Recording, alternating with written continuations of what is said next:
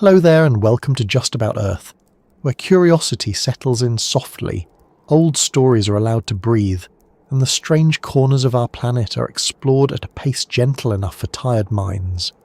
Tonight, we are drifting toward one of the great rivers of the world, not to watch it glitter in the sunlight or carry barges past muddy banks, but to wonder what it may have been hiding below its surface all along. The Mississippi is not a quiet little stream you step over on a walk.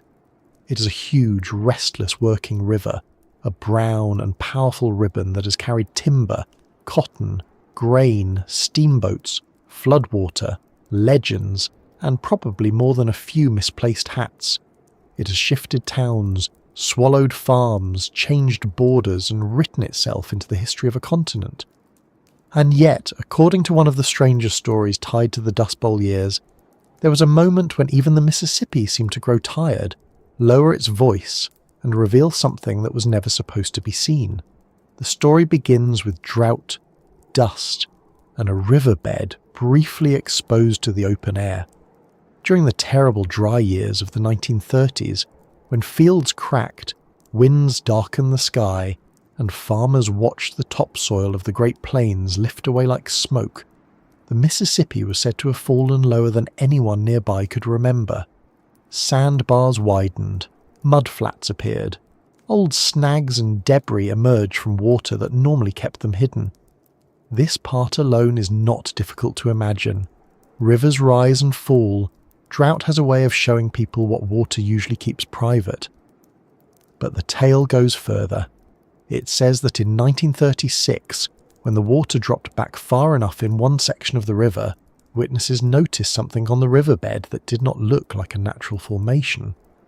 It was not just a scatter of stones, not just a reef, not a random patch of exposed bedrock. It looked, at least to those who claimed to have seen it, like a road. Not a modern paved road, of course. Not asphalt, not concrete, not anything with painted lines or sensible traffic rules, which would have been quite a shock for the fish. This was described as a broad surface made from fitted stone slabs, laid together in a pattern too regular to dismiss at first glance. Some said there were narrow channels running alongside or between the stones like drains. Others spoke of gaps beneath the slabs, a hollow layer below the surface, as if the structure had been built not simply to lie flat but to carry water away, reduce pressure, or keep the road stable over soft ground. The most unsettling detail was not that stones had appeared.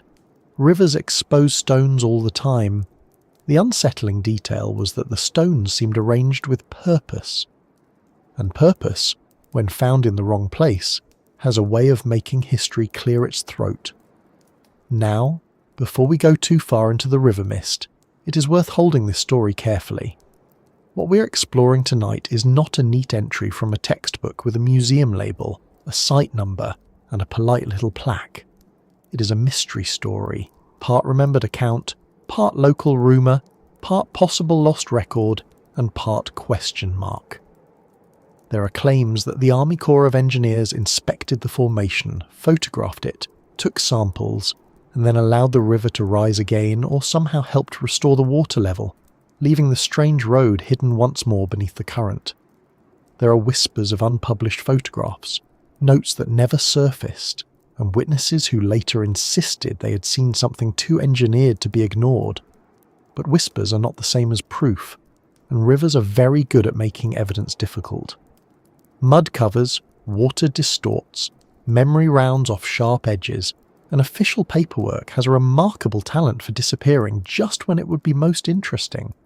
Still, even a story that cannot be fully proven can tell us something about the way people look at the earth. There's a particular feeling that comes when an ordinary place suddenly suggests a much older story beneath it. A field becomes more than a field when a farmer turns up a stone tool. A hill becomes more than a hill when someone notices it has terraces. A river becomes more than a river when its falling water reveals a line of fitted slabs where no one expected a built surface to be. And the Mississippi, being the Mississippi, makes the mystery larger simply by being itself. It is not a small hidden creek in a forgotten wood. It is one of the main arteries of North America. If a road truly existed beneath it, the question would not be small. Who built it? When was it built? Was it a crossing, a causeway, a ceremonial path, a dock, a foundation, a natural formation mistaken for design, or something older than the maps we trust? And how does something like that end up under one of the most powerful rivers on the continent? That is the gentle puzzle waiting for us tonight. Not only whether a secret road lay beneath the Mississippi, but why the idea pulls at the imagination so strongly. Perhaps it is because rivers already feel like memory in motion. They carry pieces of mountains, forests, farms, cities and storms. They take what falls into them and move it somewhere else. They erase banks and build new ones. They cover and uncover the past without asking permission. If a river could keep a secret, the Mississippi would be an excellent candidate. It has had centuries to practice. It has rolled past indigenous settlements, colonial outposts, steamboat landings, Civil War sites, levee camps, fishing towns, and modern industrial docks.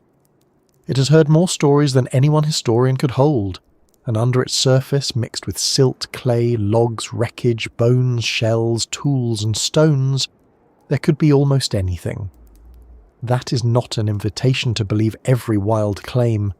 It is simply a reminder that the ground beneath our feet and the water beside it are often less simple than they appear.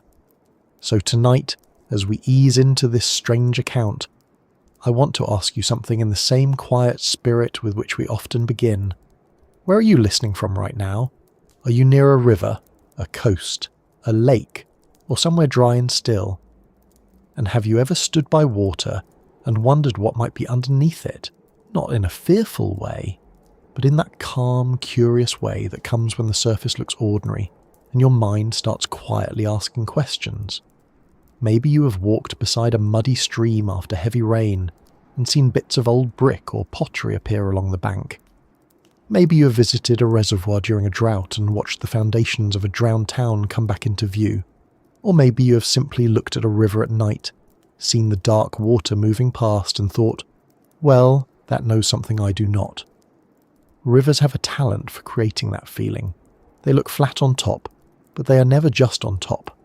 And if this kind of slow mystery brings you a bit of calm, if you enjoy settling into old claims, forgotten landscapes, and questions that do not rush to answer themselves, I would be grateful if you gave the video a like and subscribed. It helps this quiet corner of curiosity find other people who like their mysteries with a cup of tea, a soft chair, and no one shouting at them from the thumbnail. You can also tell us in the comments where you're watching from, especially if you live anywhere near the Mississippi or have heard old river stories from your family or your town. Sometimes the most interesting details are not in official archives, but in the memories people keep because their grandparents kept them first. Of course, if you're using this to fall asleep, please do not feel any pressure to write a comment right now. The river will not be offended. It has waited a very long time already. The Mississippi has always encouraged stories because it behaves almost like a living force. It does not simply flow in one obedient line from north to south, like a blue stripe on a schoolroom map. In reality, it bends, cuts, loops, floods, retreats, and leaves behind abandoned channels called oxbow lakes. It steals from one bank and gives to another.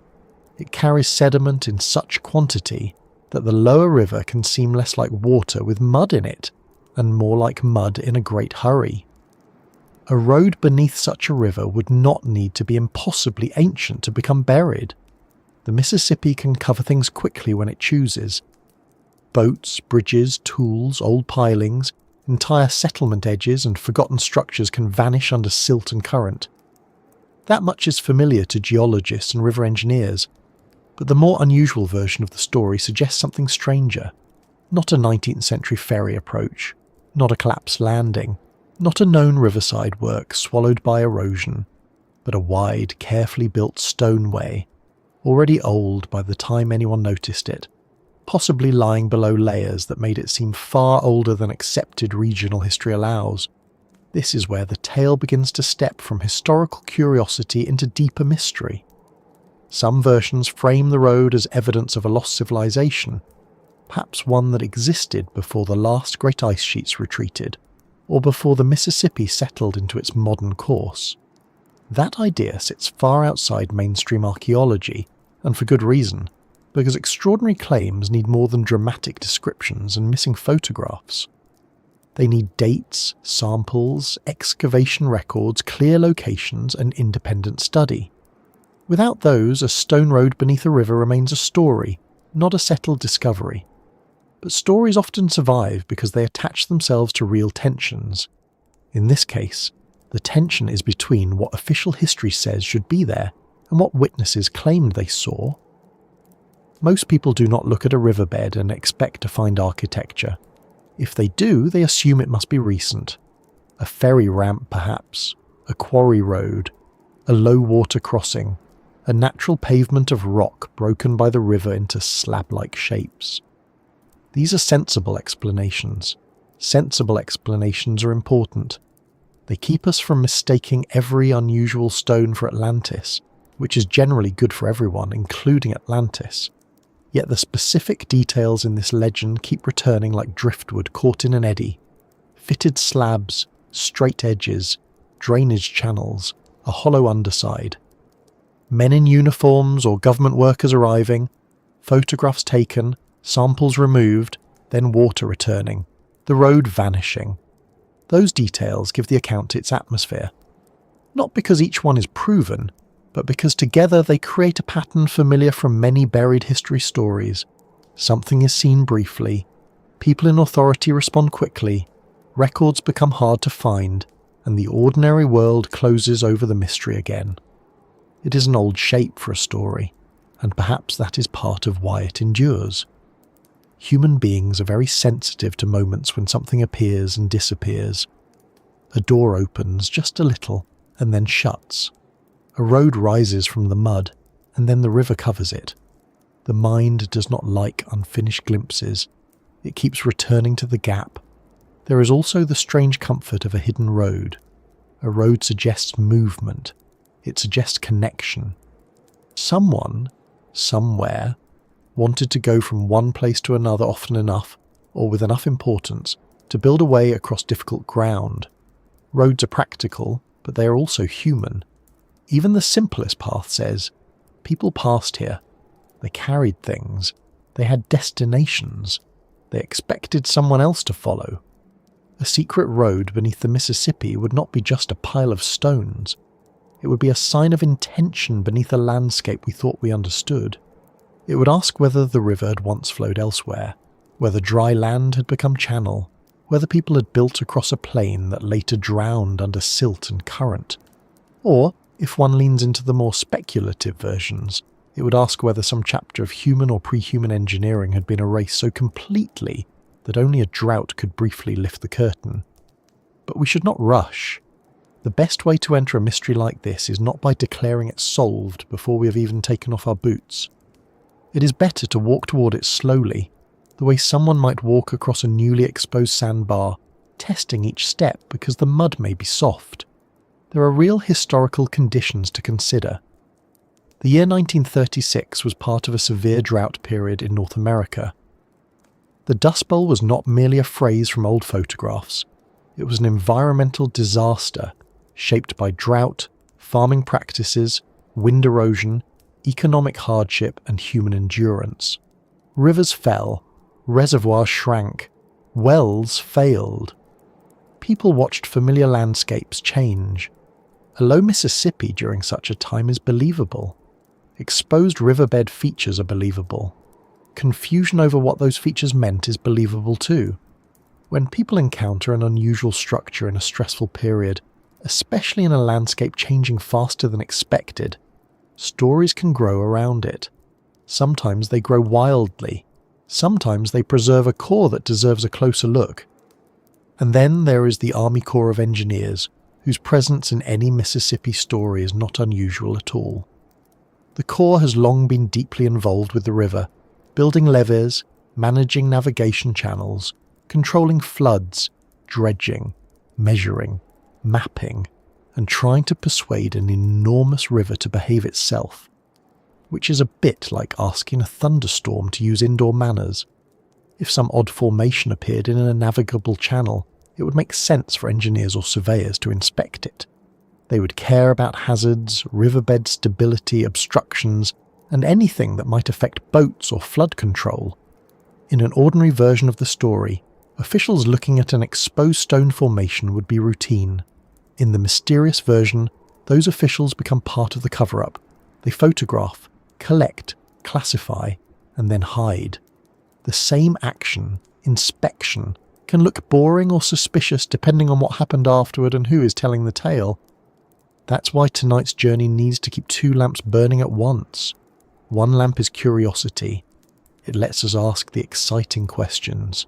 What if the road was real? What if it was older than expected? What if the Mississippi covered a built landscape long before anyone wrote it down? What if the official record left something out? The other lamp is caution. It reminds us that rivers create patterns. People misremember. Rumours become sharper with age, and not every missing document is proof of suppression. A good mystery does not require us to throw away common sense.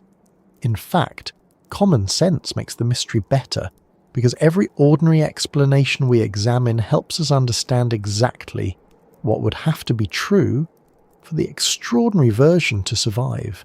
So settle in now, let the river come into view, and imagine not a dramatic treasure hunt, but a hot, dry season in the middle of the 1930s.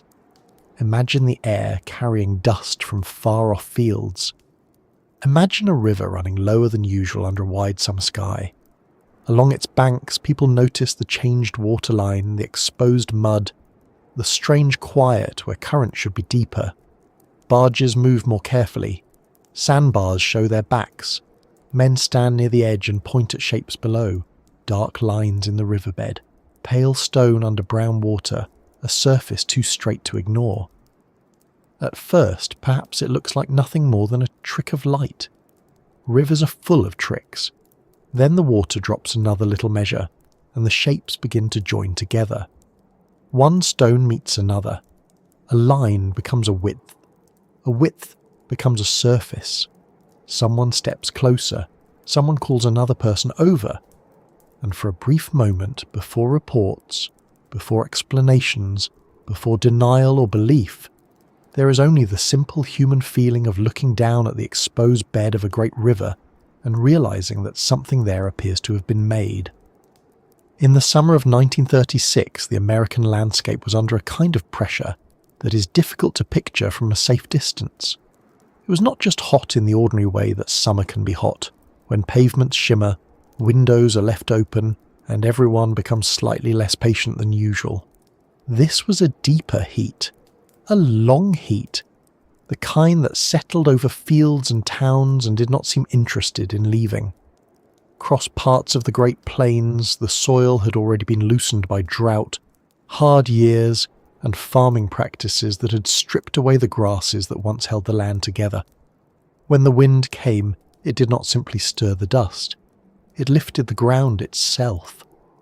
Black clouds rolled across the horizon, not made of rain but of earth, turning midday into something like evening and leaving people to wipe grit from windowsills, plates, bed sheets, and the corners of their mouths. It was the Dust Bowl, and for many families it was not a chapter in a history book. It was breakfast, work, hunger, debt, weather, and the daily question of whether the farm could last another season. The Mississippi River was far from the driest farms of the plains, but no large river exists apart from the weather around it. A river is not simply the water that happens to be passing one town on one afternoon. It is the result of rain and snowmelt, tributaries and groundwater, storms and dry spells, and all the wide country draining slowly toward it. When the weather turns strange across a large enough region, the river begins to show it. In wet years, it swells and pushes against levees. In dry years, it pulls back, and places that usually belong to fish, mud, and current begin to appear under the sun. Sandbars rise, edges widen, old stumps show themselves like dark knuckles. Rocks, wreckage, forgotten pilings, broken timbers, and bits of ordinary human mess come out of hiding. A low river can feel almost like a house after someone has moved the furniture. You recognise the room, but suddenly there are marks on the floor you never noticed before. That is the setting in which the story of the hidden road is usually placed. Not in some remote age when nobody was looking, not in a desert ruin far from witnesses, but in a modern American drought, when farmers, boatmen, engineers, and townspeople all had reasons to watch the river closely. The year was 1936 or so, the account says, and the Mississippi had fallen low enough in one stretch to expose a section of riverbed that normally lay under heavy brown water. People were already uneasy because a low Mississippi was not merely interesting. It could affect navigation, trade, ferries, fishing, and local work. A river that is too high threatens homes and fields. A river that is too low threatens movement and money. Barges need depth. Boats need channels. River towns need the river to remain, if not friendly, at least usable. So when the waterline dropped, people noticed. They would have walked closer than usual, stood at the exposed margins, judged the mud, looked for changes, and talked about whether the water had ever been so low before. A drought does more than reduce water. It changes attention. Things that would be ignored in a normal season become important. A muddy bank becomes a place to inspect. A strange line in the riverbed becomes a topic at the store, on a porch, in a boatyard, or wherever people gather when work has slowed and the weather is the main subject, which in a bad drought is almost everywhere. A man who has seen the river for 40 years may say he has never seen that particular ridge exposed. Another may say it was visible once when he was a boy. Someone else may claim his father mentioned it after an old flood or a dry spell. In places shaped by rivers, memory is often attached to water levels. People remember the flood year, the low year, the year the landing washed out, the year the river took the barn, the year a sandbar appeared where children played until the current returned. These memories are practical. They are not just nostalgia. They help people understand what the river can do. The Mississippi, of course, has never been a fixed thing. On a map it appears as a line, but on the ground it is a moving system. It cuts banks, drops sediment, changes depth, abandons bends, creates islands, removes islands, and leaves traces of old channels behind. Even where levees and engineering try to hold it steady, the river still presses, scours, deposits, and rearranges. The bottom is not a clean flat surface. It is shaped by current, sand waves, buried logs, stone, clay, human structures, and whatever the river has gathered from far upstream. Because of that, a low river can reveal patterns that look surprising even when they have natural causes. Stones can fracture into slab-like shapes. Current can align debris. Erosion can uncover old construction from known periods, such as ferry landings, wharf foundations, wing dams, revetments, or other river control works. Anyone trying to understand the alleged road must keep those possibilities in mind. The Mississippi is perfectly capable of making a messy thing look deliberate, and humans are perfectly capable of seeing intention where there may only be geology and chance. We are very good at finding patterns. Sometimes this saves us. Sometimes it makes us suspicious of wallpaper. But the story says that what appeared during that low water season did not look like ordinary rubble. It was described as a broad, built surface, something too even, too continuous, and too fitted to be dismissed by the first people who saw it. Imagine standing near a lowered river and seeing, not just a few stones, but an area where one slab seems to meet another, where the edges form lines, where the surface appears to continue beneath the remaining water. The mud is slick. The air smells of warm silt and river vegetation. Insects keep themselves busy because insects are rarely respectful of mystery. The exposed stones are stained, worn, and partly buried, but they seem arranged. A person steps closer and sees a narrow runnel beside them, perhaps a channel, perhaps a crack, perhaps something water has cut over years. Another line appears parallel to it. The mind begins to assemble the pieces. If this is a natural shelf, why does it look laid? If it is modern work, why is it so far out in the riverbed? If it is old, how old? And if it is a road, where did it go? This is where the drought becomes more than background. Without the drought, there is no glimpse. The alleged structure remains underwater, mixed with silt and current safely out of sight. A normal summer would have carried boats over it without comment. Fishermen might have known a snag or shallow patch nearby, but no one would have stood on the bank and seen enough to start asking large questions. The drought acts like an accidental excavation, rough and temporary. Archaeologists usually expose the past carefully, layer by layer, recording context, position, and material. Rivers do not have that kind of patience. They reveal by accident and conceal just as quickly. A few inches of water can make the difference between a visible pattern and nothing at all. A passing storm upstream can end the discovery. One shift in current can blur the edges with silt. That is part of why low-water discoveries often gather legends around them. They appear without invitation, do not remain long enough for everyone to inspect them, and then become dependent on witness accounts. The result is fertile ground for mystery and also for confusion. The summer itself would have made the site feel more dramatic. In 1936, people were already living through conditions that seemed to break normal expectations. The weather had become an adversary. Crops failed. Heat records were discussed not as statistics but as facts felt in the body. Livestock suffered. Families moved. Newspapers carried reports of dust storms, relief efforts, damaged farms, and difficult choices. When nature behaves severely, people become more open to the idea that something unusual is happening. If the sky can turn black with soil and the river can pull away from its usual banks, perhaps the riverbed can reveal something that does not belong. This does not mean people invented what they saw. It means the mood of the time matters. A discovery made in a calm, ordinary year may be treated as a curiosity. A discovery made during a historic drought may feel like a sign, a warning, or a clue from a much older world. There is another practical reason the low water mattered. The Mississippi was and remains a managed river. Its channels, levees, banks and depths are not just scenic features, they are infrastructure. If an unusual stone surface appeared in or near a navigation route, it could be more than an archaeological puzzle. It could be a hazard. Boats running low in a shallow channel might strike submerged stone. Current moving over a hard surface can behave differently than current over sand or mud.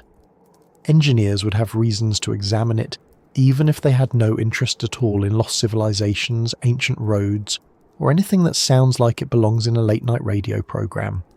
To a working engineer, the first question might not be, who built this? It might be, will it interfere with navigation?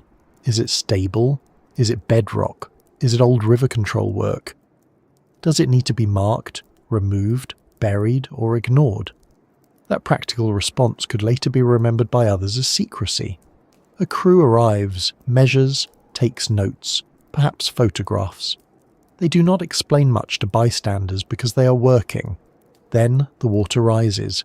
The public hears little. Years pass. The routine inspection becomes, in memory, an official visit to a forbidden object. And yet, the alleged details remain stubbornly interesting. The road was said to have shown fitted slabs, a drainage arrangement, and a hollow layer underneath. These are not casual descriptions. They suggest that witnesses believed they were seeing features associated with construction. A fitted slab is different from a random stone. A drainage channel is different from a crack, at least if it is straight, repeated, or deliberately placed. A hollow layer is particularly strange because it suggests the surface was not simply laid on solid ground. It implies an engineered space below, perhaps for water movement, load distribution, or some unknown function. Of course, this is where caution becomes essential. People describing something after a brief look may use familiar terms to explain unfamiliar shapes. A gap under stones caused by erosion can become a hollow layer. Parallel cracks can become drainage channels. Naturally bedded rock can become fitted masonry. Still, if multiple witnesses use similar language, or if photographs truly existed showing those features clearly, then the account would become harder to dismiss. The problem is that, in this story, the photographs are said to be unpublished, missing, or locked away, which is exactly the sort of detail that keeps a mystery alive while also making it difficult to test. Low water has revealed many real things in other places. Droughts have exposed old roads, bridge foundations, drowned settlements, prehistoric footprints, shipwrecks, graves, stone walls, and ruins usually hidden beneath lakes, reservoirs, rivers, and coastal mud. There is nothing impossible about water covering a human-made structure for decades or centuries. Humans build near water because water gives food, transport, fertile soil, and trade. Then water changes. A settlement is abandoned, a river shifts, a flood buries a road, a reservoir is built, a bank collapses. In that sense, the basic idea of a hidden road underwater is not outlandish. What makes the Mississippi tale unusual is the scale, location, and suggested age. A known 19th century structure would be interesting, but not history-breaking. A pre-Ice Age road beneath the Mississippi would be an entirely different claim, one that would require a level of evidence far beyond memory and rumour.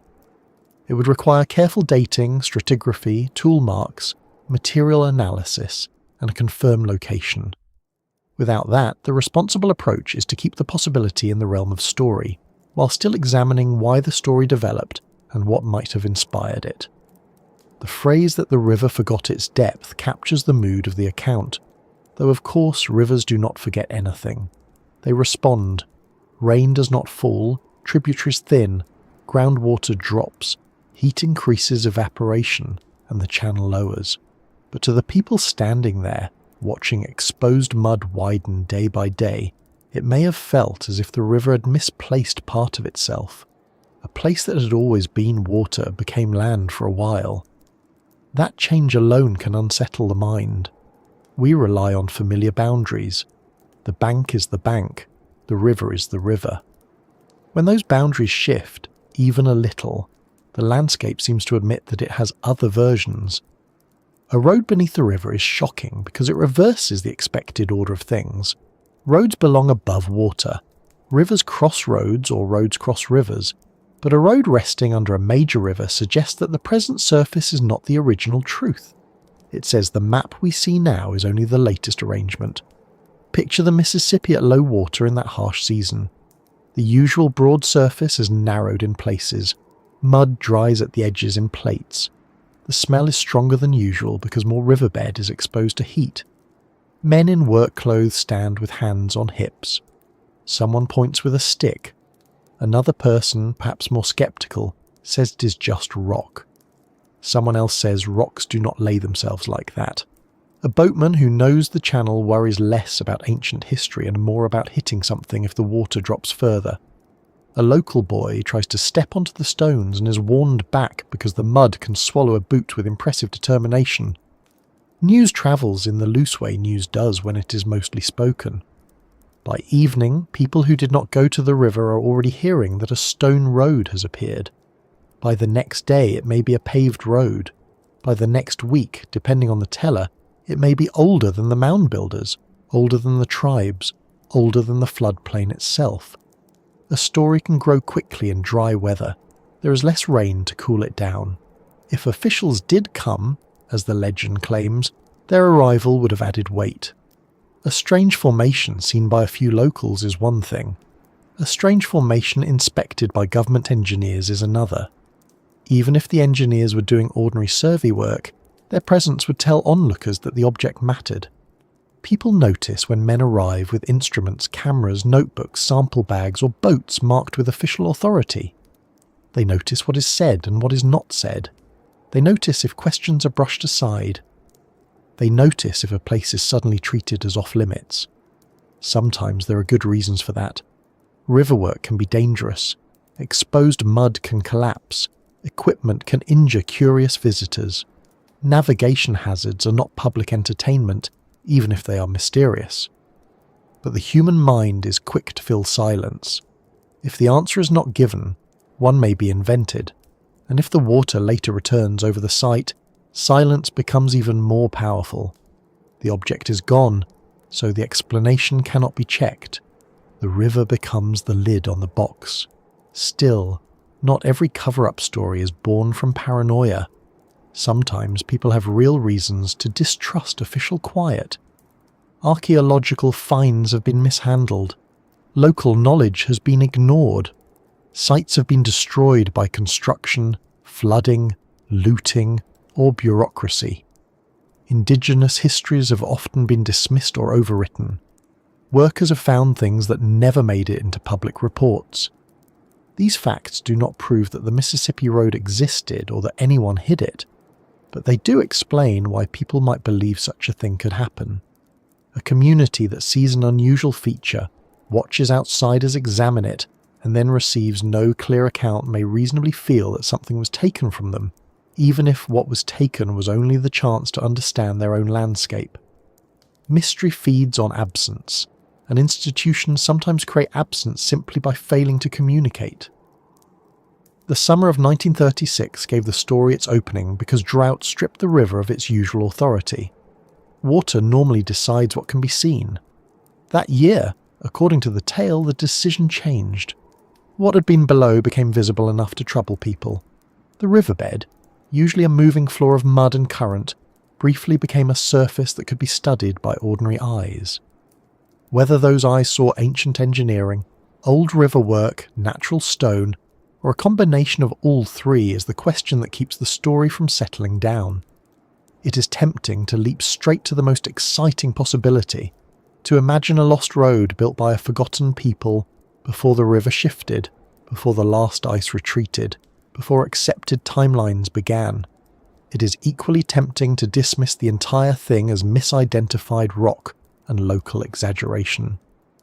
Both moves are quick. Neither is very satisfying. The better path is slower.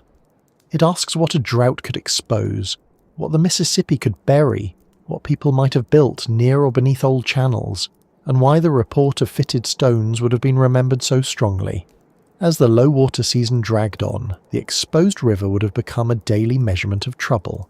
Each newly visible patch of mud was not only an opportunity for curiosity, but a reminder that the weather had gone wrong. The same conditions that may have revealed the alleged road were harming crops, livelihoods, and health. That gives the story a strange double quality. On one hand, the drought was a disaster.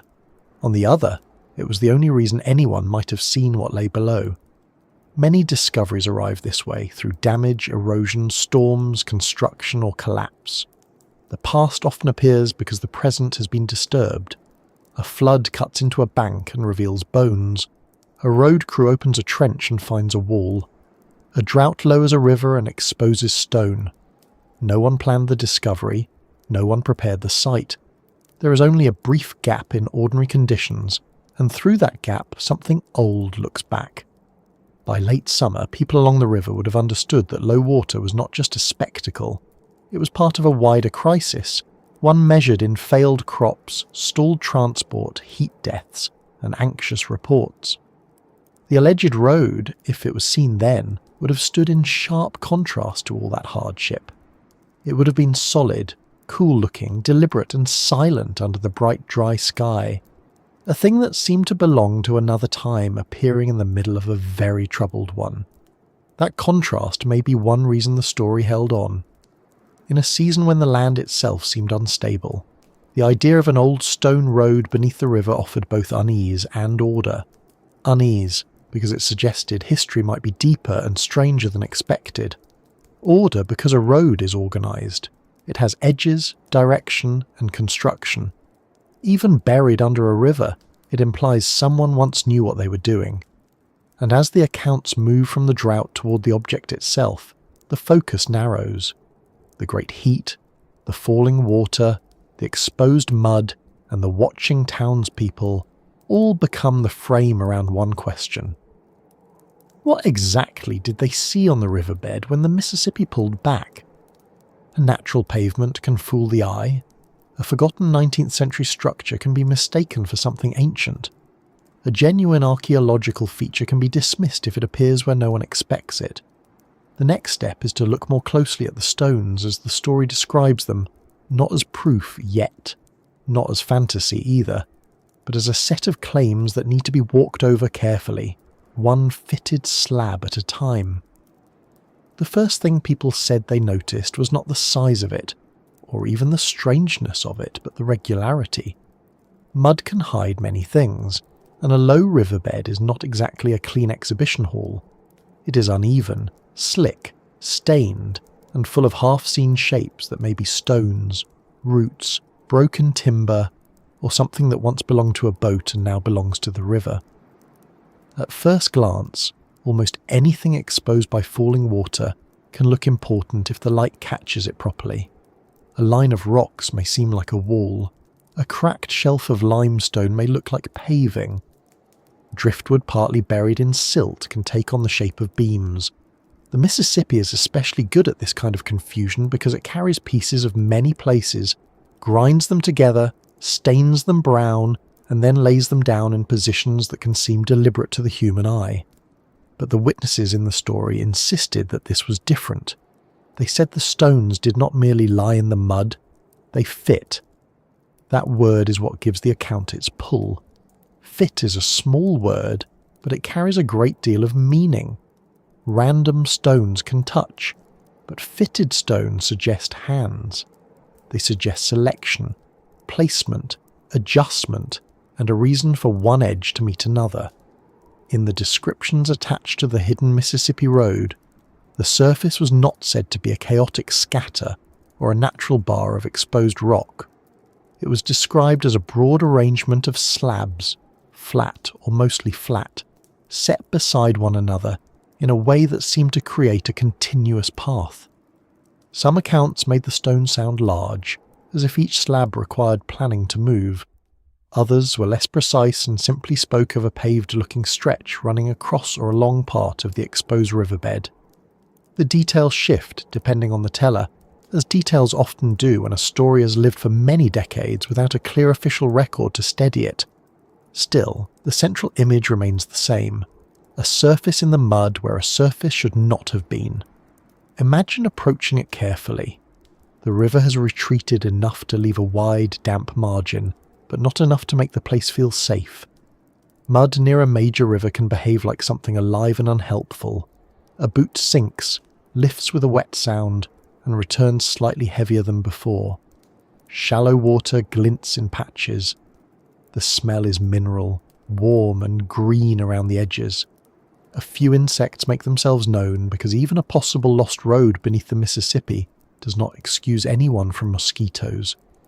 Ahead, beyond the natural mess of sticks and slick clay, a pale line appears, then another. The shapes become more distinct as you step closer. They are not all identical, but their edges seem to align. Some stones have corners. Some appear rectangular or squared, or at least more squared than the surrounding debris. Mud fills the seams between them, creating dark lines that make the pattern easier to see. What might have seemed at first like a trick of light starts to look, to the people standing there, like a built thing. This is the moment where the mind changes its question. At a distance, the question is, what is that? Up close, if the pattern seems deliberate enough, the question becomes, who made that? This shift can happen very quickly, and once it happens, it is hard to reverse. A stone stops being just a stone. It becomes evidence, or at least a candidate for evidence. A crack becomes a joint. A depression becomes a drain. A gap becomes construction. The danger, of course, is that the mind may run ahead of the facts, putting a human story onto a natural formation because human stories are easier to understand than river geology. But the opposite danger also exists. Something made by people can be dismissed as nature if it appears in the wrong place, under the wrong conditions, or at the wrong depth. That is one reason this particular tale remains interesting. The riverbed is not where most people expect to find a road, so the very location makes the claim both harder to accept and harder to forget. The alleged surface was said to extend far enough that it did not feel like a small accident. A few flat rocks can happen almost anywhere. A broad band of fitted stone suggests either a natural layer breaking in a useful pattern or a structure with a planned purpose. If it had been seen on dry land near an old settlement, people might have called it a road, a foundation, a courtyard, a ferry approach, or some other practical construction without much hesitation.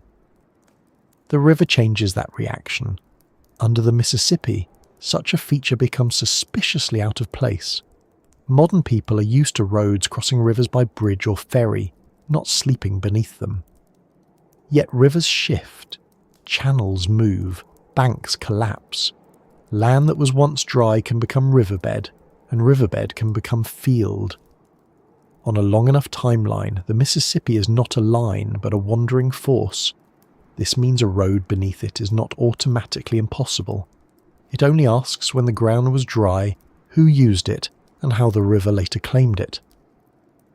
There are several ordinary possibilities worth keeping close. One is that the stones could have been part of a known or forgotten river control structure.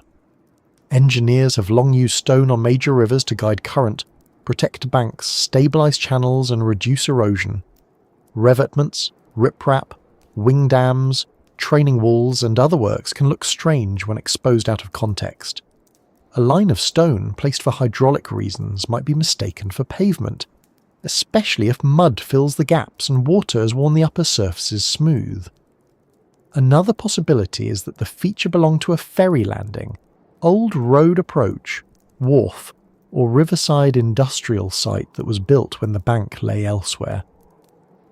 The Mississippi has eaten and remade its edges so often that many human structures have ended up in places that would surprise the people who built them. A road that once led to a landing might, after channel change, appear to lie absurdly beneath the water. History does not always stay where we leave it, which is inconvenient for maps and excellent for mysteries. A natural explanation is also possible. Some rock formations break into flat slabs because of bedding planes, joints and weathering. When exposed by water, they can look remarkably like paving. If the rock has regular fractures, especially at roughly right angles, it may seem artificial at first glance. Rivers can scour away softer material and leave a hard layer exposed, producing something like a stone floor. Drain-like channels may be natural cracks enlarged by current. A hollow beneath slabs may be undercutting caused by erosion, where water has removed softer material from below harder stone.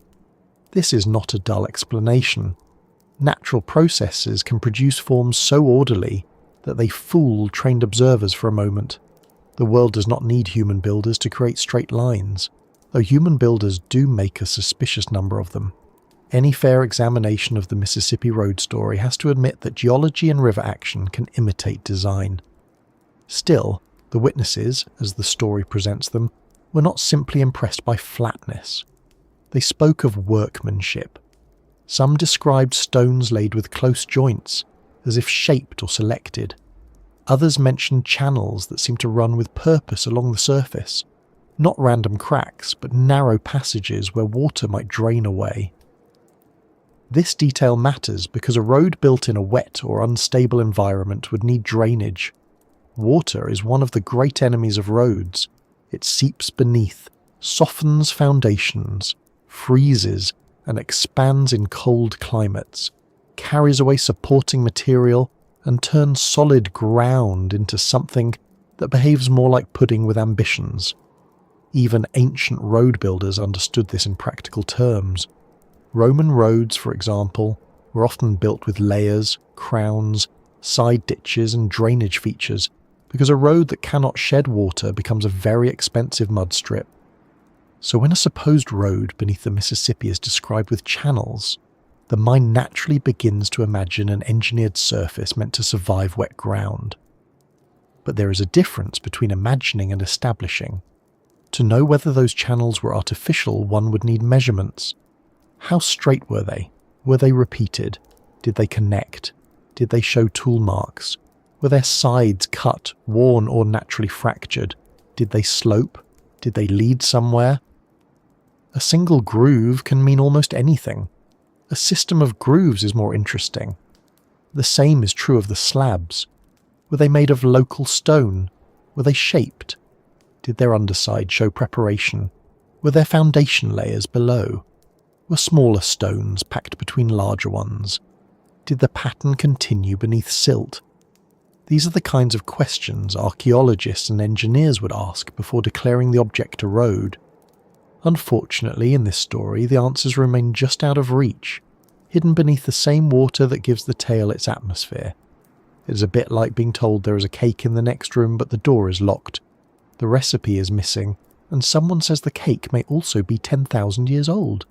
Interesting, certainly, but one would still like a slice before making a firm announcement.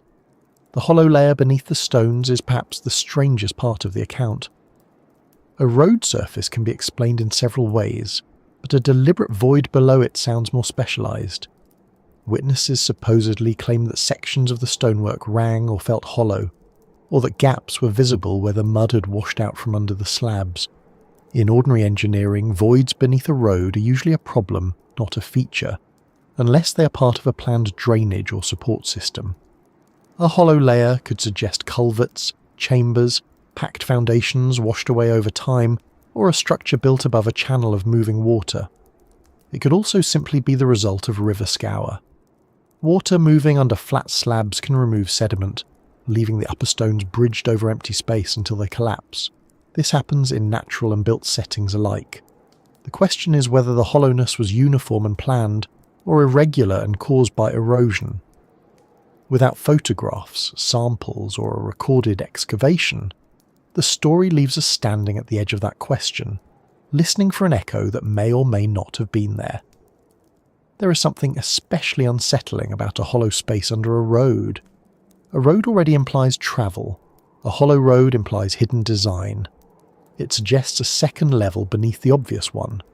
Perhaps that is why the detail survives so well in retellings. It gives the object depth, literally and narratively. A plain paved surface under a river is strange enough. A paved surface with an understructure begins to feel like infrastructure. It asks whether the builders, whoever they were, understood the ground, expected water, and designed for conditions that would challenge a simple path. In the most speculative versions, this becomes the clue that the feature was not a recent road at all, but something from a lost technical tradition, older than the known societies of the region, perhaps from before the landscape took its modern shape. That is a large leap. It may be too large. But it is easy to see why the leap is tempting.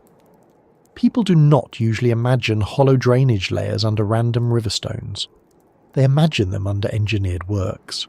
A more grounded possibility is that the structure, if real, might have belonged to a known but forgotten period of river use. Before modern highways and bridges, river crossings and landings were vital. Roads often ran down to ferries. Stone or timber surfaces might be laid to help wagons reach boats without sinking into mud.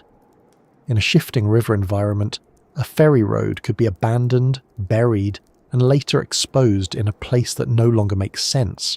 If the Mississippi moved laterally, swallowed a bank or changed a channel, the remains of such an approach could end up in the riverbed. Drainage features would be practical in such a wet location. A hollow beneath could result from erosion after the structure was submerged. This explanation would not require a lost pre-Ice Age civilization, but it would still be historically interesting. It would tell a story of local movement, trade, and landscape change. Sometimes mysteries shrink under investigation, but that does not make them worthless. A smaller truth can still be a good truth. Another possibility is older indigenous construction or landscape use. The Mississippi Valley has a long and complex human history, including mound-building cultures, extensive trade networks, settlement centres, earthworks, and engineered landscapes. The region was not empty before European maps named its rivers and towns. People built, travelled, farmed, traded, and shaped places for thousands of years.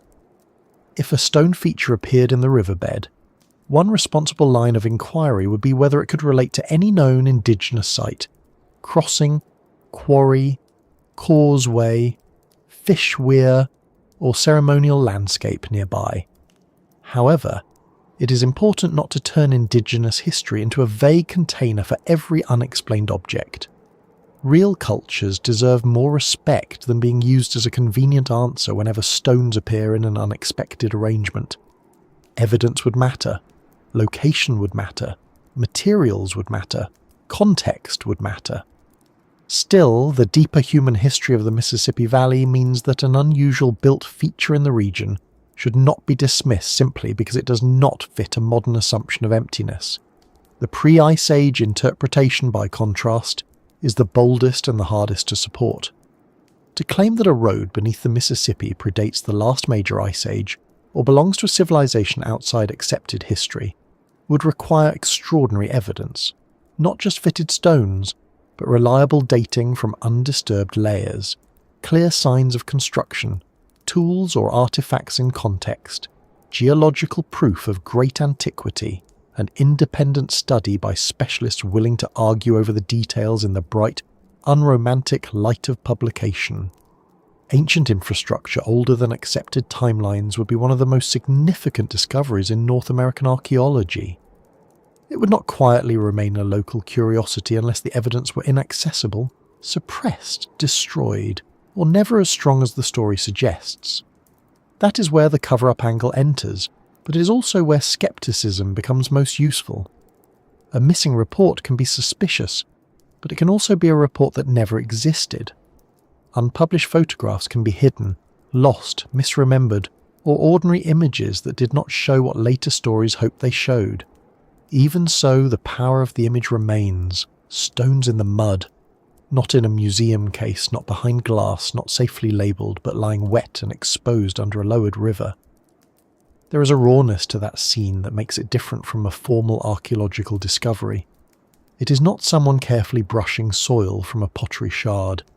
It is a river unexpectedly stepping back and revealing a surface people were not prepared to interpret. The confusion itself becomes part of the experience. A person sees a shape, calls another person over, and suddenly several minds are working on the same problem.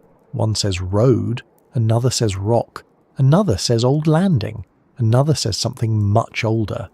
The object does not answer, it simply lies there, wet and patient while humans do what humans do best, which is point, argue, remember, exaggerate slightly, correct each other, and then tell the story again later with improved confidence. If we think about how such a feature would have looked after being underwater for so long, it would not have appeared clean or crisp. It would have been softened by silt, stained by minerals, and partly disguised by algae, clay, shells, and river debris. Edges would be rounded. Seams would be filled. Some stones might be missing or tilted. A built road under those conditions would look damaged and ambiguous. That ambiguity is important. People sometimes imagine lost structures emerging from water like polished ruins, perfectly clear and waiting for a camera. Real exposed features are usually messy. They ask for interpretation.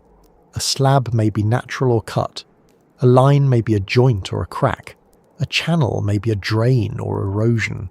A hollow may be engineering or undercut mud. The more damaged and water-worn the feature, the more easily it can support several explanations at once. This may be why the alleged official response matters so much in the story.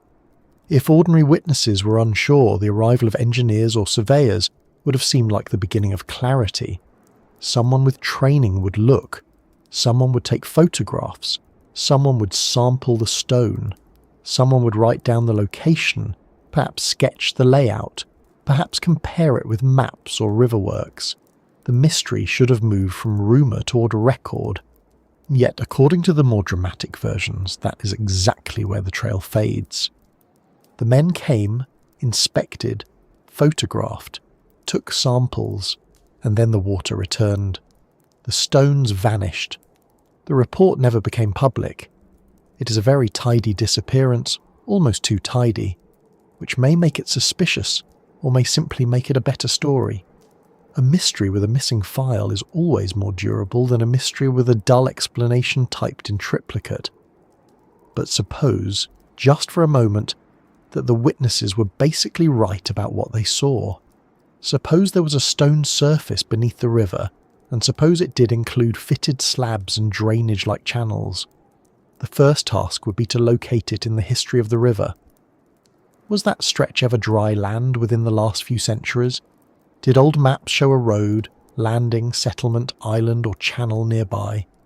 Did the river migrate across the area? Was there construction by the Corps or local authorities that could match the stones?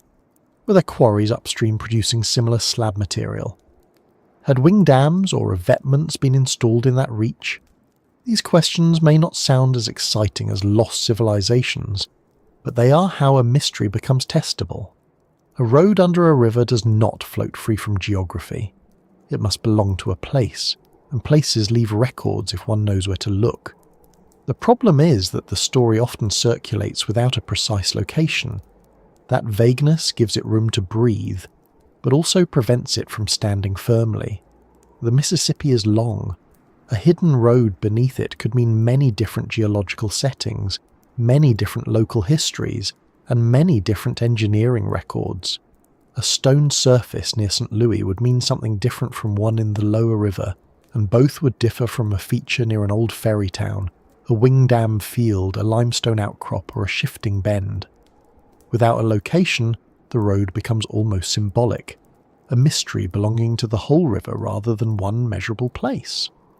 That makes for a strong bedtime story, but a difficult investigation. The river grows larger in the imagination, and the stones become part of its general secrecy. Still, one can understand why the people who claim to see it would focus less on coordinates and more on appearance. A person standing in the mud does not usually think like an archivist. They think, that should not be there. They remember the shape, the feeling, the talk afterward, the official men arriving, the water coming back. Over time, the emotional truth of the moment may become stronger than the technical details. The road was there because they saw it. It was strange because it looked made. It was hidden because the river covered it. That is the witness version of reality, and it deserves to be handled respectfully even when we cannot verify it. Memory is not a perfect measuring tool, but it is not nothing. Many real discoveries have begun with someone saying, "I saw something odd over there." The stones then sit at the centre of the whole tale. Not the drought, not the officials, not the missing photographs, but the stones themselves. Everything depends on whether they were natural, modern, forgotten, ancient, or misdescribed. If they were natural, the story becomes a study in pattern, drought, and imagination. If modern or historic, it becomes a tale of river change and lost infrastructure. If indigenous or pre-colonial, it becomes an important archaeological question. If far older than accepted timelines, it becomes extraordinary, though that final possibility remains far beyond what the available story can prove. For now, the safest thing is not to decide too quickly. The stones deserve a slow look, because in mysteries like this, the first answer is often less interesting than the process of asking better questions. So let the scene remain in view a little longer. The lowered Mississippi moves nearby, not absent, only reduced. Thin sheets of water slide over mud and stone. The exposed surface catches the afternoon light. A person bends down, wipes at a seam with a hand or stick, and sees the line continue. Another stone lies beyond it, then another. The supposed path seems to run under the remaining water, as if most of it is still hidden. This is how the story becomes larger than what is visible. The mind follows the unseen portion. If the road continues there, where does it lead? If it was built, what ground did it once cross? If it had drains, what kind of water was it meant to handle? If it was hollow below, what lay beneath the hollow? Each visible stone becomes an invitation to imagine the next buried one. And soon the riverbed is no longer just mud and current. It is a covered map with one corner briefly lifted by drought. By the time word spread, the feature would already have begun changing. Mud dries, cracks and flakes, edges slump. Footsteps disturb surfaces. Small rises in water blur the view. A river does not pause for documentation unless people force it to, and in 1936, with heat and hardship pressing everywhere, a strange stone surface may not have received the careful attention it would receive today. Or perhaps it did, and the results went somewhere quiet. That uncertainty is the hinge on which the story turns. The stones in the mud were either a misunderstanding, a forgotten work of recent history, a real clue to an older landscape, or the visible edge of something that someone decided not to explain. And as the account moves from what was seen to what it seemed to show, the next details become harder to ignore. The fitted surfaces, the water channels, and that odd suggestion of empty space underneath, as though the river had not uncovered a road alone, but a piece of engineering still keeping some of its secrets below the slabs. A single flat stone can happen by chance.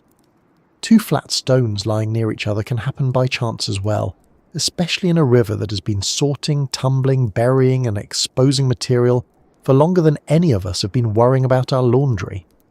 But when stone after stone appears to sit in a pattern, when edges seem to meet, when gaps seem narrow rather than random, and when the whole exposed surface begins to look less like rubble and more like a place where feet, wheels, or sledges might once have passed, the human mind becomes alert in a very particular way. It starts looking not just for shape, but for intention. That is the moment when a natural object becomes a possible artifact. It is also the moment when caution becomes most important, because intention is one of the easiest things for us to imagine and one of the hardest things to prove. The descriptions of the hidden Mississippi Road often return to three features: the fitted slabs, the drainage channels, and the hollow layer beneath. Each one sounds technical enough to feel convincing, yet each one can also be difficult to judge without measurements, photographs, and a proper survey. This is where the mystery becomes quieter but more complicated. It is easy to say there was a road under the river. It is also easy to say, no, there was not. The harder and more useful task is to ask what would make a stone surface look engineered, what natural processes might imitate engineering, and what kind of construction would make sense in a place that later became part of the Mississippi's bed. In other words, before we decide whether the road belongs to forgotten history, ordinary river work, or the long creative career of mud and water, we need to look closely at the details people claim to notice. Let us begin with fitted slabs. A fitted slab is not simply a flat piece of rock. In construction, fitting implies that the stone was chosen, shaped, arranged, or adjusted so it would sit beside another stone in a deliberate surface. The joints may be straight, curved, tight, or irregular, depending on the builders and materials, but they show a kind of relationship. One stone responds to the next. That relationship is what witnesses claim to see. Not a random scatter, not a heap of broken rock, but something like a continuous pavement. If true, even in a modest way, that would be interesting. Riverbeds often contain stone, but they do not often contain stone that appears to have been organised into a broad travel surface. The possibility of fitted stones raises practical questions. How large were the slabs? Were they local? Did they show marks of shaping? Were they laid in courses? Did they have a base layer beneath them? Did their upper surfaces show wear? Did their edges line up because someone placed them, or because they were part of a naturally fractured rock bed that happened to break in neat lines?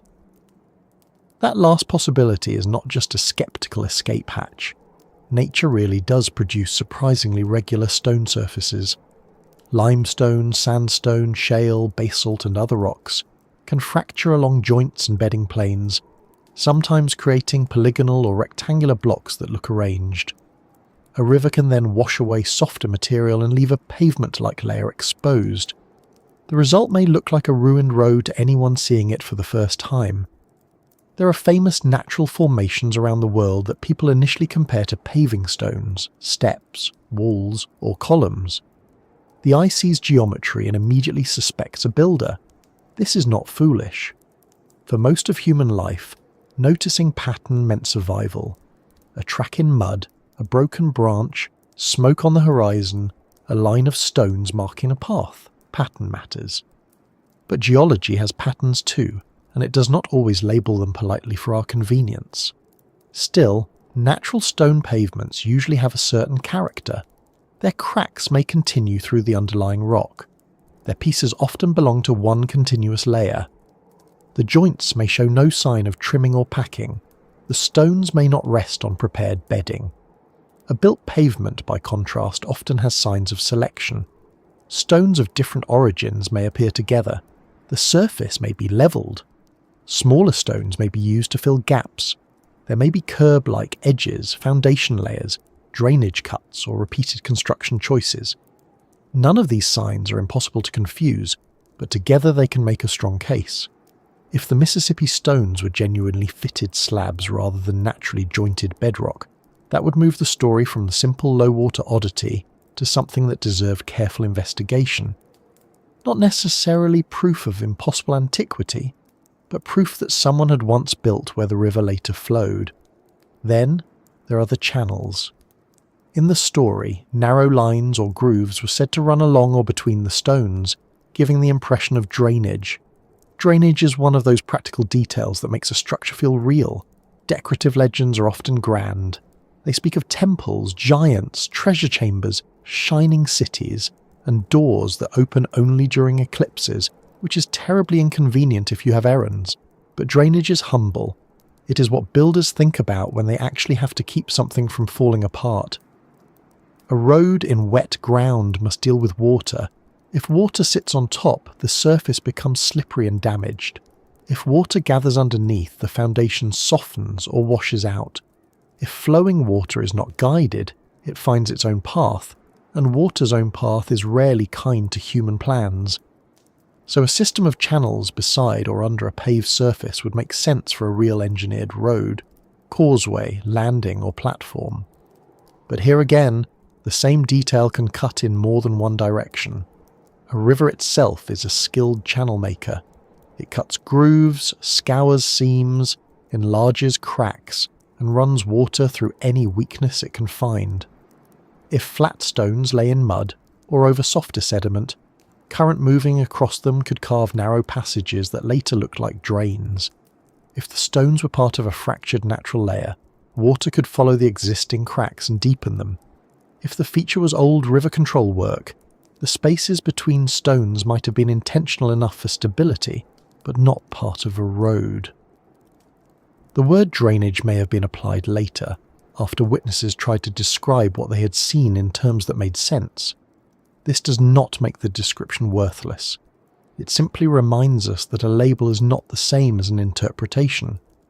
A groove becomes a drain only when we can show it was designed to carry water. What would a designed drainage feature look like? It might run with a consistent slope. It might connect to side channels, culverts, or a lower outlet. It might be repeated at regular intervals. It might have cut edges rather than eroded ones. It might be protected with smaller stones or covered openings. It might relate logically to the road surface, taking water away from the travel path rather than wandering wherever cracks happen to lead. These are the details investigators would want. Without them, the claim remains suggestive. With them, it becomes stronger. The problem, of course, is that the Mississippi did not leave the alleged road open like a patient museum exhibit. If the water returned quickly, observers may have seen only enough to recognize a pattern, not enough to map its function. The hollow spaces beneath the slabs make the account even stranger. A road laid directly on firm ground is one thing. A road with a hollow layer underneath suggests either advanced planning or later erosion. The story often presents this underside as if it were a hidden part of the construction, a layer of empty space beneath the stone surface. Some versions imply that water could be heard or seen moving beneath, while others simply say the slabs were raised above a void. If that were true in a deliberate way, it might indicate culverts, a drainage bed, an underlayer of larger stones with open spaces, or some kind of raised causeway built across wet ground. Ancient and historic builders have used many layered road designs. A stable road might include large foundation stones, smaller packing stones, gravel, sand, clay, timber, brush, or drainage voids, depending on local materials and need. Roads are often less simple than they look. The surface is only the part polite enough to show itself. But river erosion can also create hollow spaces under stone. Imagine flat slabs resting on softer sediment.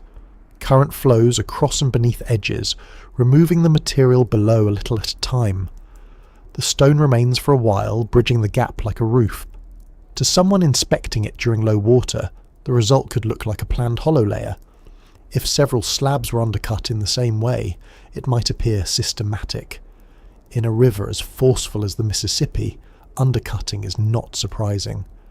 Water-carrying sand and silt can scour like a slow file, wearing away softer layers while leaving harder ones exposed. The hollow may therefore be the result of the river taking support away, not the work of builders providing it. Again, the same observation can support different stories depending on context. What makes the hollow detail so memorable is that it turns the supposed road into a kind of machine. A flat surface is passive, a hollow surface suggests function hidden below. It invites thoughts of water control, pressure relief, ventilation, or some lost method of construction. It also gives the road a body, not just a skin. This is probably why the detail grew so important in later tellings. A road beneath the river is strange.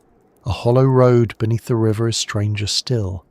It feels as though the builders anticipated trouble from water, mud, or weight, and solved it in a way that remained partly intact even after the Mississippi covered the whole thing.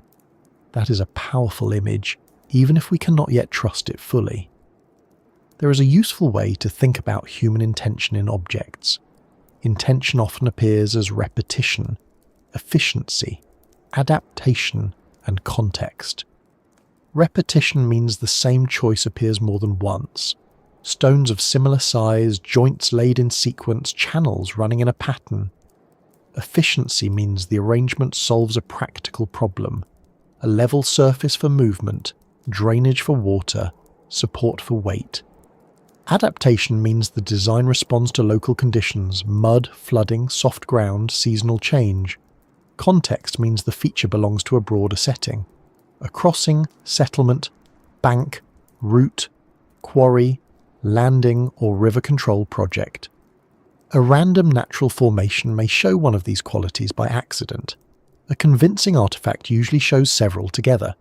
So the question is not simply, did the stones look like slabs? It is, did all the features work together as a structure? If they did, the next question becomes what kind of structure? Calling it a road may be slightly too narrow. It could have been a causeway, a paved landing, a wharf surface, a foundation, a spillway, a low-water crossing, an old river control installation, or even a stone floor from a building or industrial site lost to bank erosion. The word road is attractive because it is familiar, but witnesses often use familiar words for unfamiliar remains. If you find a long flat surface, you call it a road. If you find a wall-like line, you call it a wall. But the original builders may have thought of it differently. It may have been built to guide water rather than people. It may have carried wagons to a ferry. It may have supported equipment. It may have been part of a levee or bank protection system. Or, if we allow the more mysterious possibility to remain on the table for a while, it may have been a travel route across land that later became riverbed. A real road in that place would tell us the landscape had changed. This is not a radical idea. The Mississippi's course has changed many times. Old channels lie away from the present river. Present water flows where land once stood. Islands appear and vanish. Human structures near the bank can end up underwater without requiring any impossible timeline. In some places, a riverbank can erode rapidly, taking roads, trees, buildings, and fields into the channel within a human lifetime. If a road or landing had been built close to the water and the river later shifted, it could be buried beneath the riverbed and then revealed during extreme low water. That explanation is practical, perhaps even likely if the feature existed. It allows fitted slabs and drainage without rewriting the ancient history of the continent. But it depends on whether any known road, ferry, town, or engineering work existed at the alleged location. Without that location, the practical explanation remains as ghostly as the extraordinary one. The more speculative interpretation says the road predates known settlement patterns, perhaps by a very long time.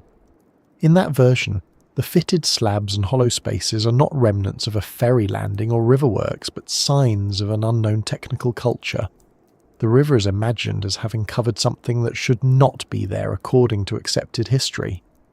This idea has a strong emotional pull because it creates a hidden world beneath the ordinary one. It suggests that the map of the past has missing roads and that one of them briefly surfaced in a drought. But science is not persuaded by emotional pull alone, even when the emotion is very nicely dressed. To support such a claim, the stones would need to be dated securely. Their layer would need to be understood. Any organic material beneath or between them would need careful testing. Tool marks would need examination. The geological history of the channel would need reconstruction. The site would need to be located and studied in the open. Without that, the ancient civilization version remains an imaginative possibility attached to an unverified observation. Still, we should be fair to the witnesses in the story. Most people can tell the difference between a pile of loose rock and something that looks arranged, especially if they live near the land and water. A farmer knows a fieldstone wall from a natural outcrop. A boatman knows a snag from a ledge. A road worker knows laid stone from random rubble. Local observers are not automatically experts, but they are not automatically foolish either. If several people looked at the exposed riverbed and independently thought it resembled construction, that is worth noting. The question is not whether they were stupid or brilliant.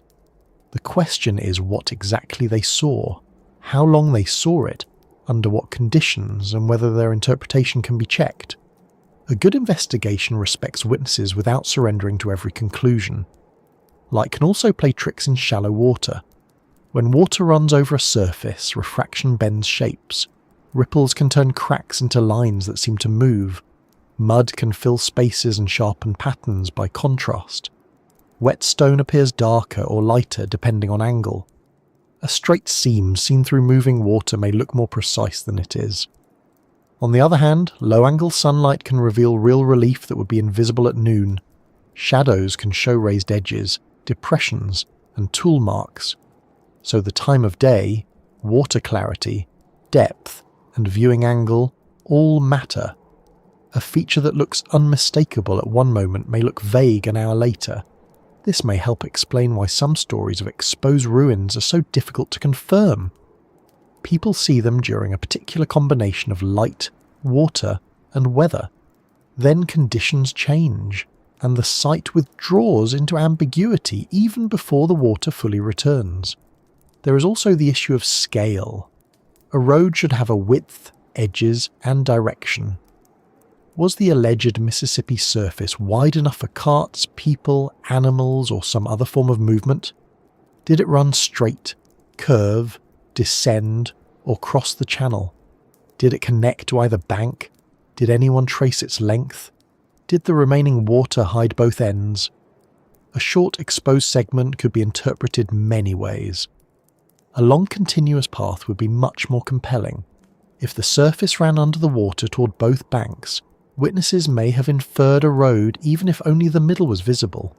If it ran parallel to the river, it might have been bank protection. If it angled across, it might suggest a crossing or old route. Direction is one of those simple facts that can change the whole meaning of a structure.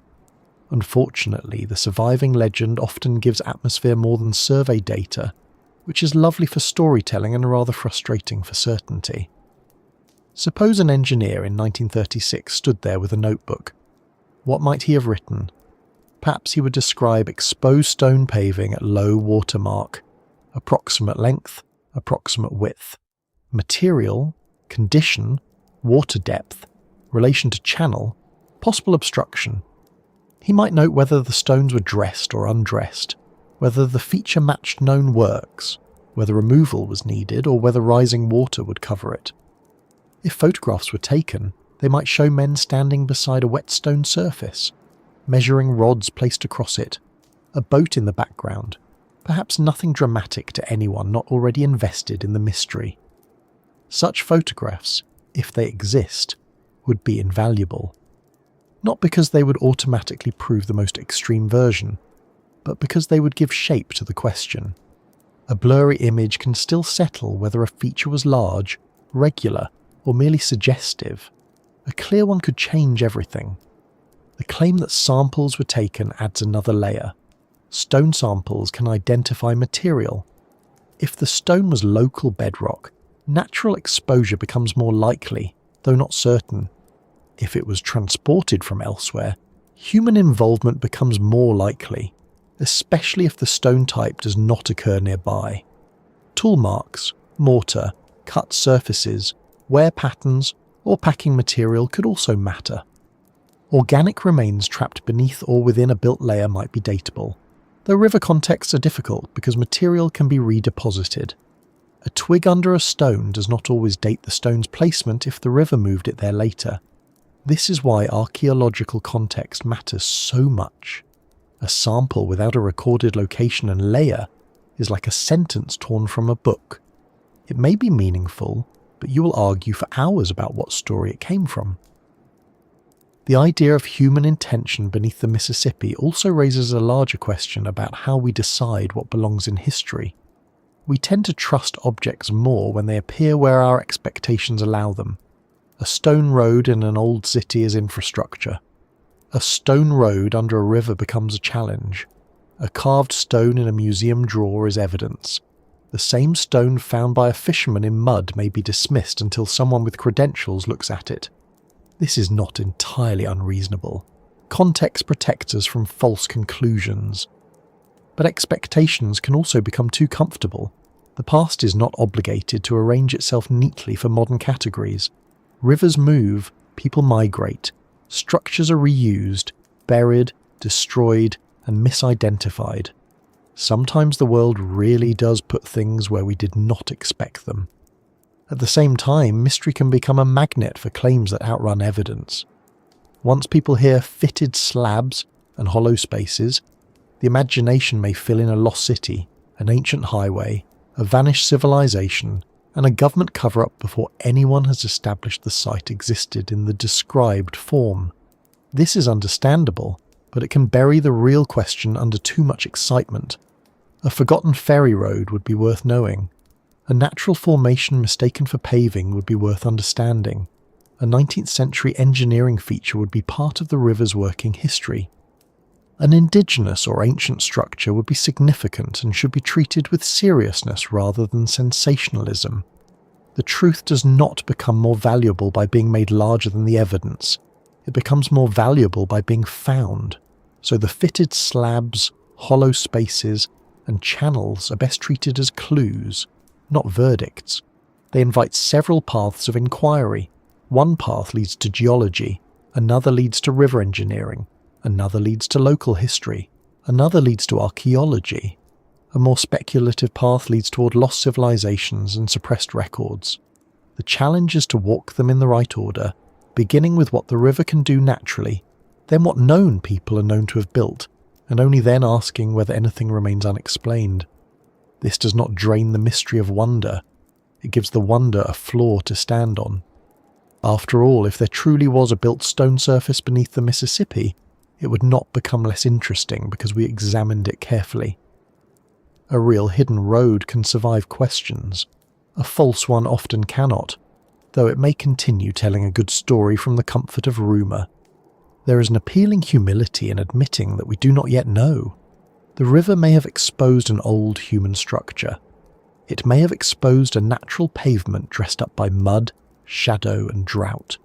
It may have revealed a mixture of both, natural rock modified by people, or human stonework later altered by water until its original purpose became unclear. Many real sites are mixtures. People build on natural features. Rivers modify human works. Later observers inherit the confusing result. The boundary between nature and construction is sometimes neat, but often it is smudged by time, water, reuse, and decay. A fitted slab may once have been part of a road, then part of a landing, then part of an eroding bank, then part of a riverbed, then part of a mystery told in the dry summer of 1936. The deeper point is that intention leaves traces, but those traces need interpretation. A road is not just stone. It is a decision made durable. Someone had to decide that movement mattered here. Someone had to gather material, prepare ground, manage water, and maintain a surface. Whether that someone lived a century ago, 1,000 years ago, or only in the imagination of later storytellers, is the central uncertainty.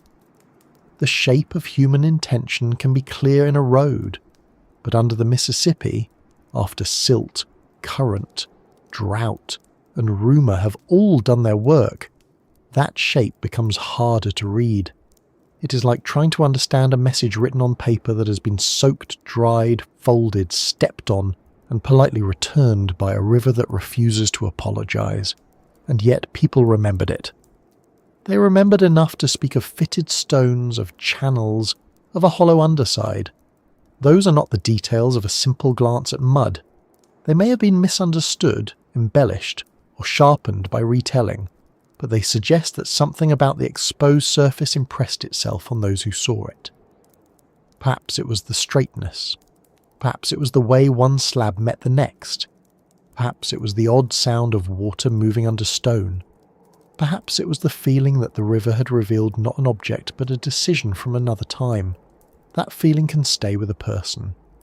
Long after the water returns, long after the mud closes, the mind keeps seeing the line of slabs under the brown surface and wondering whether the river is covering a mistake in the record. As the story moves outward from the stones themselves, the next question is not only what was seen, but who saw it. Objects need witnesses, especially objects that disappear again. In a dry season, along a changing river, people would have gathered for practical reasons, curious reasons, and perhaps because news of the strange surface had begun moving faster than the current. Some would have come expecting nothing. Some would have come ready to believe. Some would have looked once and shrugged. Others may have stood there much longer, trying to make sense of how a built-looking path could lie in the mud where no road should be. Their accounts, however incomplete, are the only reason this ledged road continues to exist in memory at all, and so the people at the riverbank become almost as important as the stones beneath their feet. The people who said they saw the strange stone surface did not enter the story as famous explorers, trained archaeologists, or grand adventurers with leather journals and suspiciously clean hats. In most versions of the account, they were ordinary people drawn to an extraordinary river at an extraordinary moment. That matters because many strange discoveries begin not with experts arriving first, but with someone local noticing that a familiar place has become unfamiliar. A fisherman sees a line where there used to be water. A farmer walking near the bank sees stone under mud. A boatman who knows the channel by habit notices a shape that does not match the river he has worked for years. These are not perfect witnesses, of course. No witness is perfect, especially when standing on slippery mud under a hot sun trying not to lose a boot to the Mississippi. But local witnesses often know what belongs in a place, and sometimes their first reaction is worth hearing. That should not be there. By the time the alleged road was noticed, the river itself had already become a spectacle. Low water on the Mississippi is not a private event. It changes work, travel, and conversation. People who depend on the river watch the banks carefully. Men running boats watch the depth. Merchants watch the delays. Families living near the water watch exposed mud flats and wonder what the next rain will do. Children, being children, may see a lowered river as an invitation, while adults see risk, cost, and trouble. So when word began to spread that something strange had appeared in the riverbed, it likely did not move through a town as a neat announcement. It would have moved as talk does, in pieces. Someone saw stones. Someone said they were laid like paving. Someone else heard there were channels cut through them. A third person added that the surface went on farther than anyone could trace because part of it was still under shallow water. By the time the story reached a shop counter, a porch, a ferry landing, or a work crew, it may already have had the shape of a mystery. One can picture the first small group gathering at the bank. Not a crowd at first, probably, but a handful of curious people who came because the river had become strange enough to inspect. The mud would have made the approach slow. Exposed riverbed is not friendly ground. It can look solid where it is soft and soft where it is surprisingly firm. A person takes a step, pauses, tests the surface, then moves again. The stones, if visible, may have appeared partly through thin water or under a film of wet silt. Someone might have used a stick to scrape the mud from a seam. Someone else might have tried to pry at an edge or tap a stone to see if it moved. This is how ordinary curiosity works. Before there is theory, there is touching, pointing, bending, comparing, and saying the same few phrases in different ways. Look at this. Come here. Does that look straight to you? That is not natural. Or, just as likely from the sceptical member of the group, it is rock, and you all need less sun. The value of witness accounts depends heavily on what the witnesses were able to observe. A person who glanced from the bank at a distance saw far less than someone who walked out onto the exposed surface. A person who saw the formation for 10 minutes saw less than someone who returned several times as the water continued to fall. Someone familiar with stonework, road building, river structures, or local geology may have noticed things others missed. A boatman might understand whether the feature aligned with an old channel or hazard. A worker from a quarry might recognise natural bedding or dressed stone. A farmer might judge whether the slabs resembled fieldstone laid by hand. A child might remember the mood more than the measurements, which is not useless, only different. When stories survive through memory, all these kinds of observation become mixed together, and the later listener has to separate what was seen from what was concluded. The central claim is that more than one person saw enough to believe the feature was artificial. That does not prove it was artificial, but it changes the story from a single misunderstanding into a shared interpretation. Shared interpretations can still be wrong. Groups can persuade themselves, especially when the first person to speak confidently sets the frame. If someone says, "That is a road," everyone else may begin seeing a road. The mind is social as well as visual, but agreement can also mean that the feature was genuinely striking. If several people looked at a muddy, exposed surface and independently noticed the same regularity, the same aligned slabs, the same channel-like cuts, then the account deserves more attention. The challenge is that the surviving versions rarely give us names, exact dates, distances, drawings, or signed statements. They give us impressions. Impressions are softer than records, but sometimes they are all a vanishing sight leaves behind. It is worth remembering that in the 1930s, not every unusual sight was immediately photographed by a dozen phones and shared before anyone had time to mispronounce archaeology. Cameras existed, of course, but they were not always at hand, and taking photographs could be slow, deliberate, and dependent on film, cost, and opportunity. A local person might not think to document a feature carefully. They might assume officials would do that. They might think the stones would remain visible for a while. They might not realise at the moment of seeing that the story would become important later. Many people in difficult times are not thinking about future researchers. They are thinking about work, weather, money, crops, boats, meals, and whether the river is going to become more troublesome tomorrow. This is one reason historical mysteries often feel unfair. The moment that needed careful recording did not announce itself clearly enough while it was happening. According to the legend, some witnesses did describe the surface as too broad and too orderly to be a simple rock shelf. They spoke of fitted stones, straight lines, and a route-like form. Perhaps the most believable version is not that everyone immediately agreed on an ancient road, but that people argued. Real witnesses usually do. One person sees construction, another sees natural stone. One person is excited, another is annoyed by the excitement. A third keeps looking because both sides make a little sense. The argument itself may have helped the story survive because disagreement forces people to describe what they mean. No, not just flat stones. Look at how the edges meet. No, that groove there, it runs too straight. No, the river has washed under it. There is space below. The details sharpen because they must be defended. By evening, the The people who believed it was built have rehearsed their reasons. The people who doubted it have rehearsed theirs. A mystery is born not when everyone agrees, but when the object gives both sides enough to keep talking. A witness standing there in 1936 would also have carried the assumptions of the time. Archaeology in North America was known, but public understanding of deep human history was much less developed than it is now.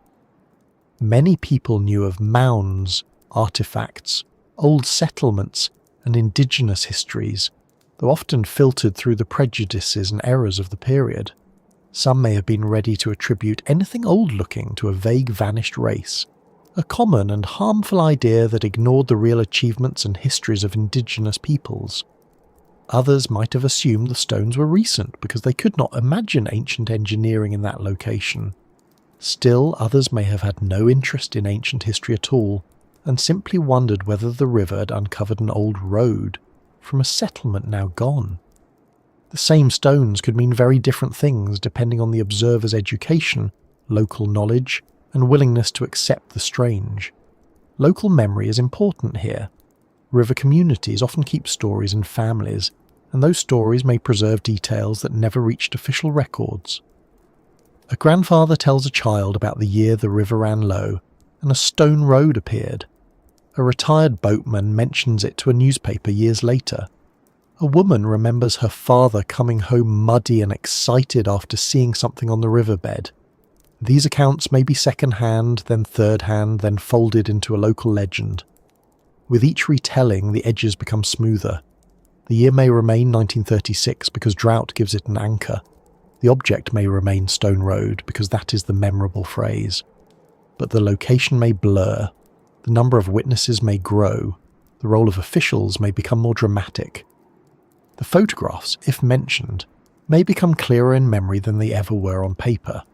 This does not mean the story is false. It means it has lived the way oral stories live, carrying a core through changing detail. One of the most interesting questions is whether any witnesses claim to have walked on the surface. Seeing a possible road from the bank is one kind of testimony. Standing on it is another. If people walked on the slabs, they might have noticed whether the stones shifted, whether they were level, whether seams were tight, whether the surface continued beneath mud, or whether there were gaps underneath. A person might remember the sound of footsteps on stone instead of mud. They might recall tapping it and hearing a hollow tone. They might see water moving through narrow channels. These sensory details, if real, would make the account richer. They would also be vulnerable to later exaggeration because sensory memory is powerful but not always precise. A hollow sound under one slab can become a hollow layer beneath the whole road. A narrow, eroded seam can become a drainage channel. A few well-aligned stones can become a continuous paved highway. The human mind often enlarges patterns that feel significant, not out of dishonesty, but because significance seeks a shape. There may have been practical reasons for people to avoid walking too far out. A lowered Mississippi is still dangerous. Soft mud can trap. Sudden changes in depth can surprise. Remaining current can undercut exposed edges. A feature partly covered by shallow water may be slick enough to send a curious person down with no dignity at all, and perhaps with a story less about lost civilization and more about wet trousers. If officials arrived, they may have kept people back for safety or to prevent disturbance. That could later be remembered as secrecy. Again, ordinary explanations can create suspicious memories. A worker saying "stay off that" could mean the mud is dangerous. Years later, it may sound like "stay away from what we do not want you to see." The witnesses also had to interpret the behaviour of the officials who allegedly came to inspect the site. In the story, the arrival of the Army Corps of Engineers gives the local observations a second stage. Before that, it is a riverbank curiosity. After that, it becomes a matter worthy of government attention. People would have watched what the engineers did. Did they measure? Did they take photographs? Did they chip pieces from the stone? Did they speak quietly among themselves? Did they offer an explanation? Did they leave quickly? These are the details that make bystanders suspicious or reassured. If an official says it is an old revetment and explains it clearly, the story may fade. If officials say little, take samples, and leave, the story grows. Silence can be the richest soil for rumour. It allows every witness to plant their own interpretation. Yet we should be careful not to turn every official action into a villainous one. The Corps, if involved, would have had routine responsibilities. A strange hard surface in a river channel could affect navigation. Surveying it would be sensible. Photographing it would be sensible. Sampling it would be sensible. Not issuing a public report might also be routine if the feature was judged unimportant, already known, or unrelated to the Corps' main work. Bureaucracies produce many records, but they also lose, file, ignore, mislabel, and bury them under dull titles. A document may not be hidden because it is explosive. It may be hidden because it is called something like Low Water Obstruction Inspection, Reach 14, Supplemental Notes, which is not the sort of title that leaps into public memory wearing a cape. Still, for people who saw a strange surface disappear under rising water, the lack of explanation would naturally feel unsatisfying. Witness testimony becomes especially fragile when the object is no longer available. If the river had remained low for months, people could return, compare stories, draw maps, bring specialists, take more photographs, and perhaps settle the matter. But the account says the water returned quickly, or was raised deliberately, covering the stones again. Once that happened, the witnesses became the site. Their memories carried what the river no longer showed. This gives witness accounts emotional force, but it also burdens them with more than memory can reliably carry. A person may sincerely remember a road, yet not remember its exact width. They may remember straight lines, but not whether they were continuous. They may remember officials, but not names or dates. They may remember the feeling of the day with more clarity than the physical details. This is normal. It is also why vanished discoveries are so difficult. There is a kind of loneliness in being a witness to something others cannot later see. People may doubt you. They may ask for proof you do not have.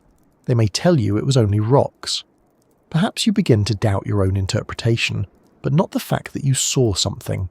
Or perhaps the doubt makes you more certain, because being dismissed can harden memory into a position.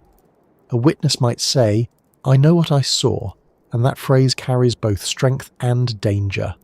It is strong because people do sometimes see real things that others dismiss. It is dangerous because certainty can grow even when details fade. In a mystery like this, the respectful position is not to mock the witnesses or accept every claim unchanged. It is to ask what their accounts can reasonably support. They can support that something unusual was reportedly seen during low water. They may support that it looked artificial to some observers. They do not by themselves establish pre-Ice Age construction, government suppression, or a lost civilization under the Mississippi. That larger story requires more than memory, even sincere memory. The social world around the witnesses would have shaped the tale too. In a small river town or rural community, news is not just information. It is shared experience. People want to know who saw what, who believes it, who is exaggerating, who is always dramatic, who is reliable, who had been drinking, who has a cousin in the Corps, and who claims to have known about it years before anyone else. Every community has its unofficial system for weighing testimony. A claim from one person may be shrugged off. The same claim from a respected elder, a boat captain, a school teacher, or a local engineer may carry more weight. We do not know, in the broad legend, who the key witnesses were. That absence matters. Named witnesses can be checked against records, occupations, locations, and dates. Anonymous witnesses become part of the fog. They may be real, but they are harder to hold. There may also have been newspaper interest, though the story as commonly told leans heavily on the idea that little was published. Local papers in the 1930s often reported low-water curiosities, river hazards, odd finds, and community events in great detail. A visible stone road in the Mississippi would seem like the kind of item a local editor might enjoy, unless officials discouraged coverage. The feature was too remote, or the report never reached the paper.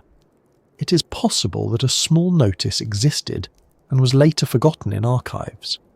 It is also possible that no article was printed, because the event was less dramatic at the time than later legend made it. The absence of a known article can be read two ways. To believers, it hints at suppression.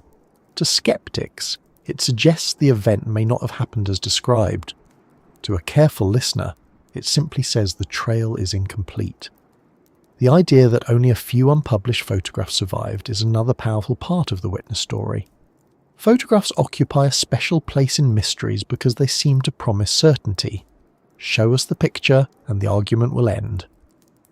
But photographs rarely end arguments. They start new ones. A photograph might show a stone surface but not its age. It might show regular slabs but not whether they are natural. It might show men standing near the site but not what they concluded. It might be too blurry, too close, too distant, or taken from an angle that hides the most important details. Still, a photograph would be far better than rumour. The fact that the photographs are said to exist but remain unseen makes them almost mythic. They become proof that is always just out of reach, tucked in a private collection, a lost government file, a family box, or the memory of someone who once saw them. The unpublished photograph is the mystery's favourite furniture. It gives everyone somewhere to sit while waiting for evidence. Witnesses may have disagreed about the size of the surface. Some might remember a short stretch. Others might describe something long enough to vanish beneath the water. Size is notoriously difficult to estimate in unusual settings. A broad riverbed with no familiar reference points can distort distance. Heat shimmer, water glare, and excitement can make features seem larger. On the other hand, if people saw only part of the surface, the full structure could have been larger than anyone witness knew. A submerged continuation invites imagination, and imagination is not always wrong. It simply needs checking. If the stones disappeared under the remaining water at both ends, a person naturally assumes they continue. They may, or they may not. A road-like segment can end abruptly in mud, just as a rumour can end abruptly when asked for coordinates. There is also the possibility of multiple sightings at different times. Low water events may have exposed the feature more than once, or exposed different features that later became combined into one story.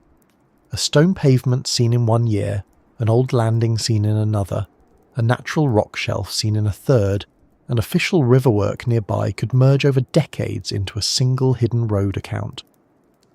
This happens often in folklore tied to real landscapes. The landscape supplies recurring oddities, and memory stitches them together. The result may not be accurate in a strict sense, but it may preserve a pattern. People along that stretch of river repeatedly saw unusual stonework or stone-like formations during low water. If so, the legend may point toward a real location worth investigating, even if the grandest version is unreliable. The witnesses, then, are not just supporting characters, they are the bridge between the visible and the hidden. Without them, the alleged road is simply underwater, unknown and unspoken. Through them, it becomes a story with texture.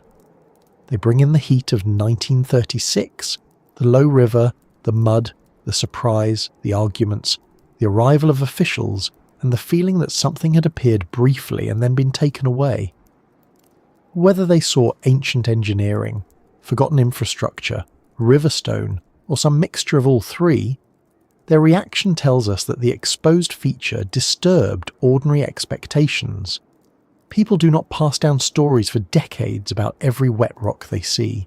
They pass down the ones that made them stop. What might one witness have told years later? Perhaps something simple. The river was low that summer, lower than I had ever seen it. We went down to look because everyone was talking about it. There were stones out there, big flat ones laid together. It looked like a road. Men came and looked at it. They took pictures. Then the water came back, and that was the last of it. Such a statement would not prove the road's age, purpose, or builders. But it would capture the entire mystery in plain human terms. There was a river. The river opened. Something built-looking appeared. Authorities came. The river closed. That is enough to keep a story alive. As we move from the witnesses toward the larger question of who could have built such a thing, It is important to carry their uncertainty with us. The people at the riverbank may have been right about the pattern and wrong about its meaning. They may have been wrong about some details and right about the existence of a structure. They may have seen exactly what later stories describe, or something much smaller that grew in the telling. Their accounts do not let us declare a lost pre-Ice Age road beneath the Mississippi. They do let us ask why a stone surface seen during a severe drought was remembered as a road at all. And if a road, causeway, landing or engineered pavement truly lay beneath that brown water, then the next question rises naturally from the mud. What kind of people would build something so solid in a place the river eventually claimed? If the stones beneath the Mississippi were truly placed by human hands, then the first mistake would be to imagine their builders standing there with a map of the modern river, politely choosing the least convenient location possible. People do not normally build roads under rivers. That is not good planning, unless the people involved are fish with a strong interest in civil engineering. A road beneath a river almost always means something changed after the road was made, the river moved, the bank collapsed. A floodplain shifted. A channel migrated across land that had once been dry. A crossing point became submerged. Or a structure built beside water was slowly claimed by it until later observers found it in the wrong category, not beside the river anymore, but inside it. That is the first practical way to think about the mystery. If a road was there, it was probably not built beneath the Mississippi. It was built on ground that later became part of the Mississippi's bed. This may sound like a small distinction, but it matters. It turns the question from impossible-sounding fantasy into landscape history. Rivers are not fixed lines. The Mississippi, especially, has always behaved less like a painted stripe on a map, and more like a large, muscular animal looking for easier ground. It bends, cuts, abandons old curves, opens new paths, eats one bank, drops mud on another, and keeps doing this with enormous patience.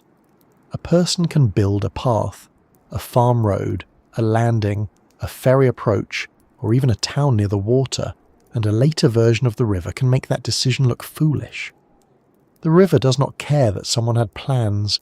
It has plans of its own, mostly involving gravity and sediment. So what kind of people might have built such a thing? The simplest answer is ordinary working people in a known historical period.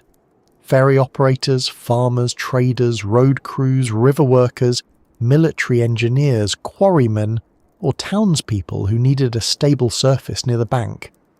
Before modern bridges became common, ferries were vital.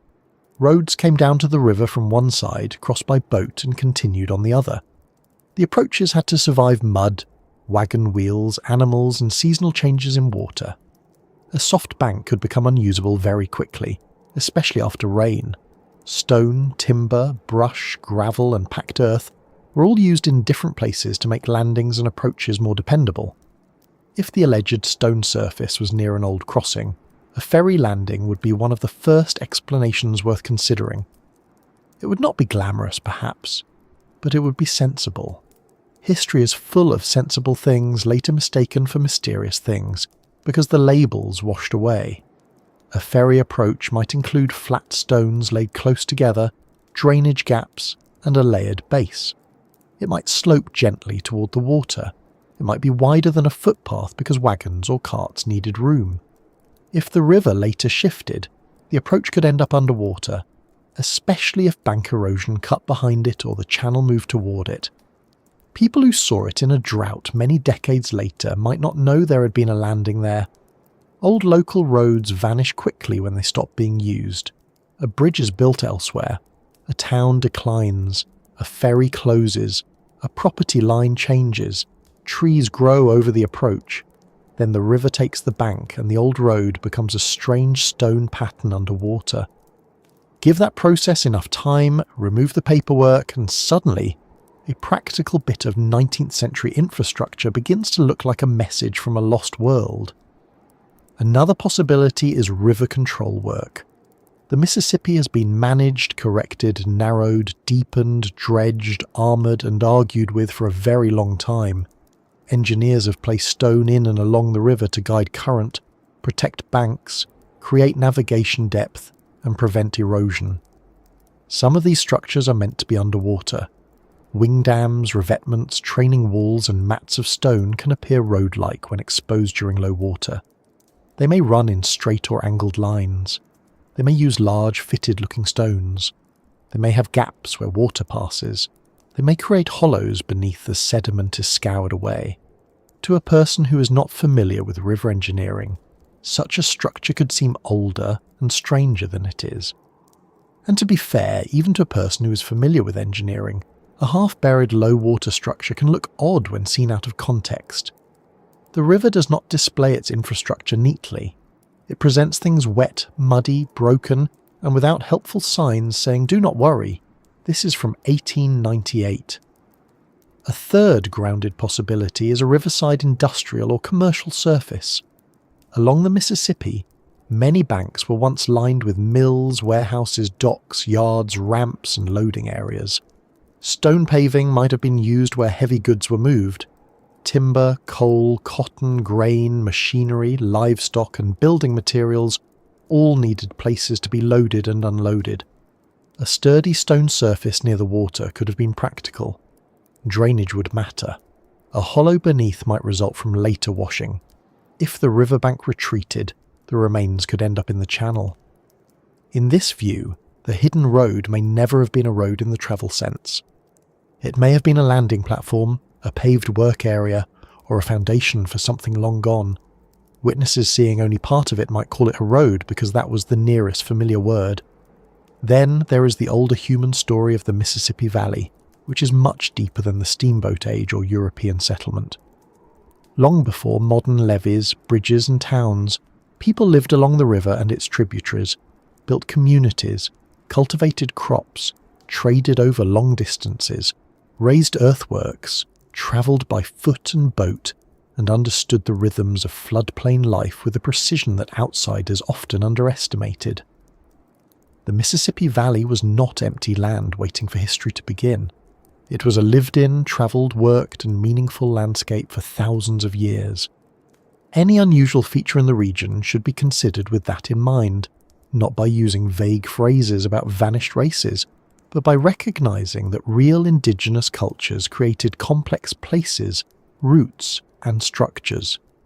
Could people in the pre-colonial Mississippi Valley have built stone surfaces, causeways, crossings, or engineered paths?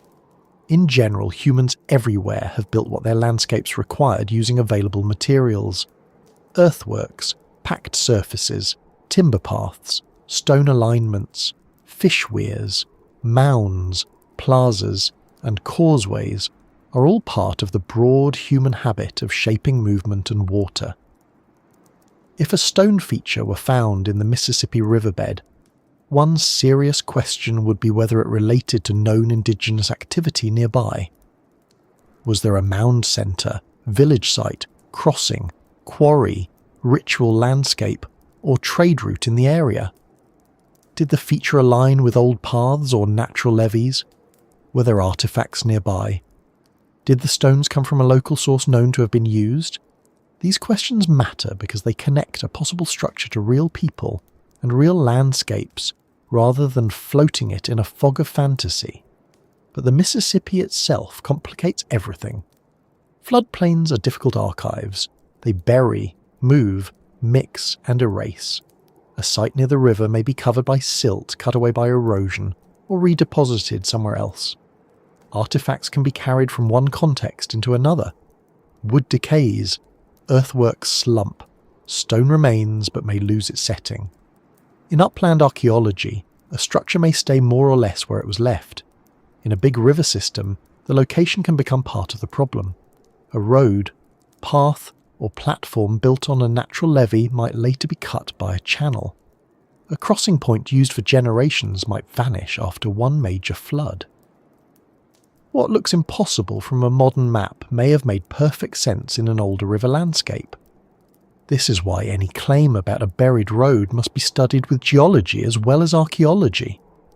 The question is not only who built it, but what the river looked like when they did. The more dramatic interpretation pushes the builders far beyond known history. In that version, the stone road is not a ferry landing, not river engineering, not a pre-colonial local structure, but a remnant of a lost civilization older than accepted timelines, perhaps even from before the last ice age. This idea is powerful because it offers a hidden chapter of human ability. It says that beneath ordinary mud lies evidence that someone, long before the people recognised by current archaeology, built durable infrastructure across a landscape later drowned by the river. It turns the Mississippi into a cover over forbidden history. That is a strong story. It is also a claim that would need very strong evidence. To say something is pre-Ice Age is not simply to say it is old. It places it in a geological and archaeological context that would require careful proof. The last glacial period shaped much of North America. Rivers, climates, coastlines, animal populations and human movements changed greatly over time. Any structure claimed to be that old would need dating from secure layers, clear association with human workmanship, and evidence that the stones had remained in place since the time suggested. A few fitted-looking slabs cannot carry that weight by themselves. Even a real stone pavement would not automatically be ancient. It might be 200 years old, 800 years old, or natural. Age is not visible in stone the way it is in a birthday cake with candles, which is probably for the best because ancient stones would be a serious fire hazard. There is also a common trap in mysteries like this. When something looks more sophisticated than expected, people sometimes leap to an unknown civilization while overlooking known human ingenuity. This can be unfair to both evidence and people. Indigenous societies, historic river workers, local builders and early engineers all had practical intelligence. They solved problems with the tools, materials and knowledge available to them. A well-built stone surface does not have to come from a lost super-civilization to be impressive. It may come from people who knew mud, water, load and slope, because their daily lives demanded that knowledge. Practical engineering does not always look grand. Sometimes it looks like stones laid in a wet place so a wagon does not sink. At the same time, it is also too easy to assume that every strange structure must fit a familiar category. History has surprised people before. Sites once dismissed as unlikely have become accepted after evidence accumulated. Human settlement in the Americas, for example, has been revised many times as new finds, better dating methods, and more careful interpretations expanded what scholars considered possible. The lesson is not that every wild claim is true. The lesson is that evidence matters more than comfort. If a well-documented stone road were found under the Mississippi with secure dating far older than expected, the proper response would not be to laugh it away. It would be to study it, argue over it, test it, and let the evidence force the timeline to adjust if necessary. Science changes when evidence is strong enough. It does not change because a story feels exciting, but it also should not refuse a discovery because it feels inconvenient. So we have several possible kinds of builders: historic workers making a ferry approach or landing, engineers shaping the river, local industries paving a work surface near the bank, indigenous communities constructing a path, platform, crossing, or water-related feature in an older landscape, or, in the most speculative frame, a forgotten people outside accepted history. Each possibility carries a different kind of evidence. A ferry approach might be found in land records, old maps, ferry licenses, road surveys, local histories, or newspaper notices. River control works might appear in Army Corps records, engineering drawings, navigation charts, or construction reports. Industrial structures might be tied to property maps, insurance records, town plans, or photographs. Indigenous features might be connected to archaeological surveys, artifact distributions, oral histories, known sites, and environmental reconstructions. A truly ancient lost infrastructure would require the hardest evidence of all: secure dating, clear construction, and a context that rules out later disturbance. The builders themselves, whoever they were, would not have thought of their road as mysterious.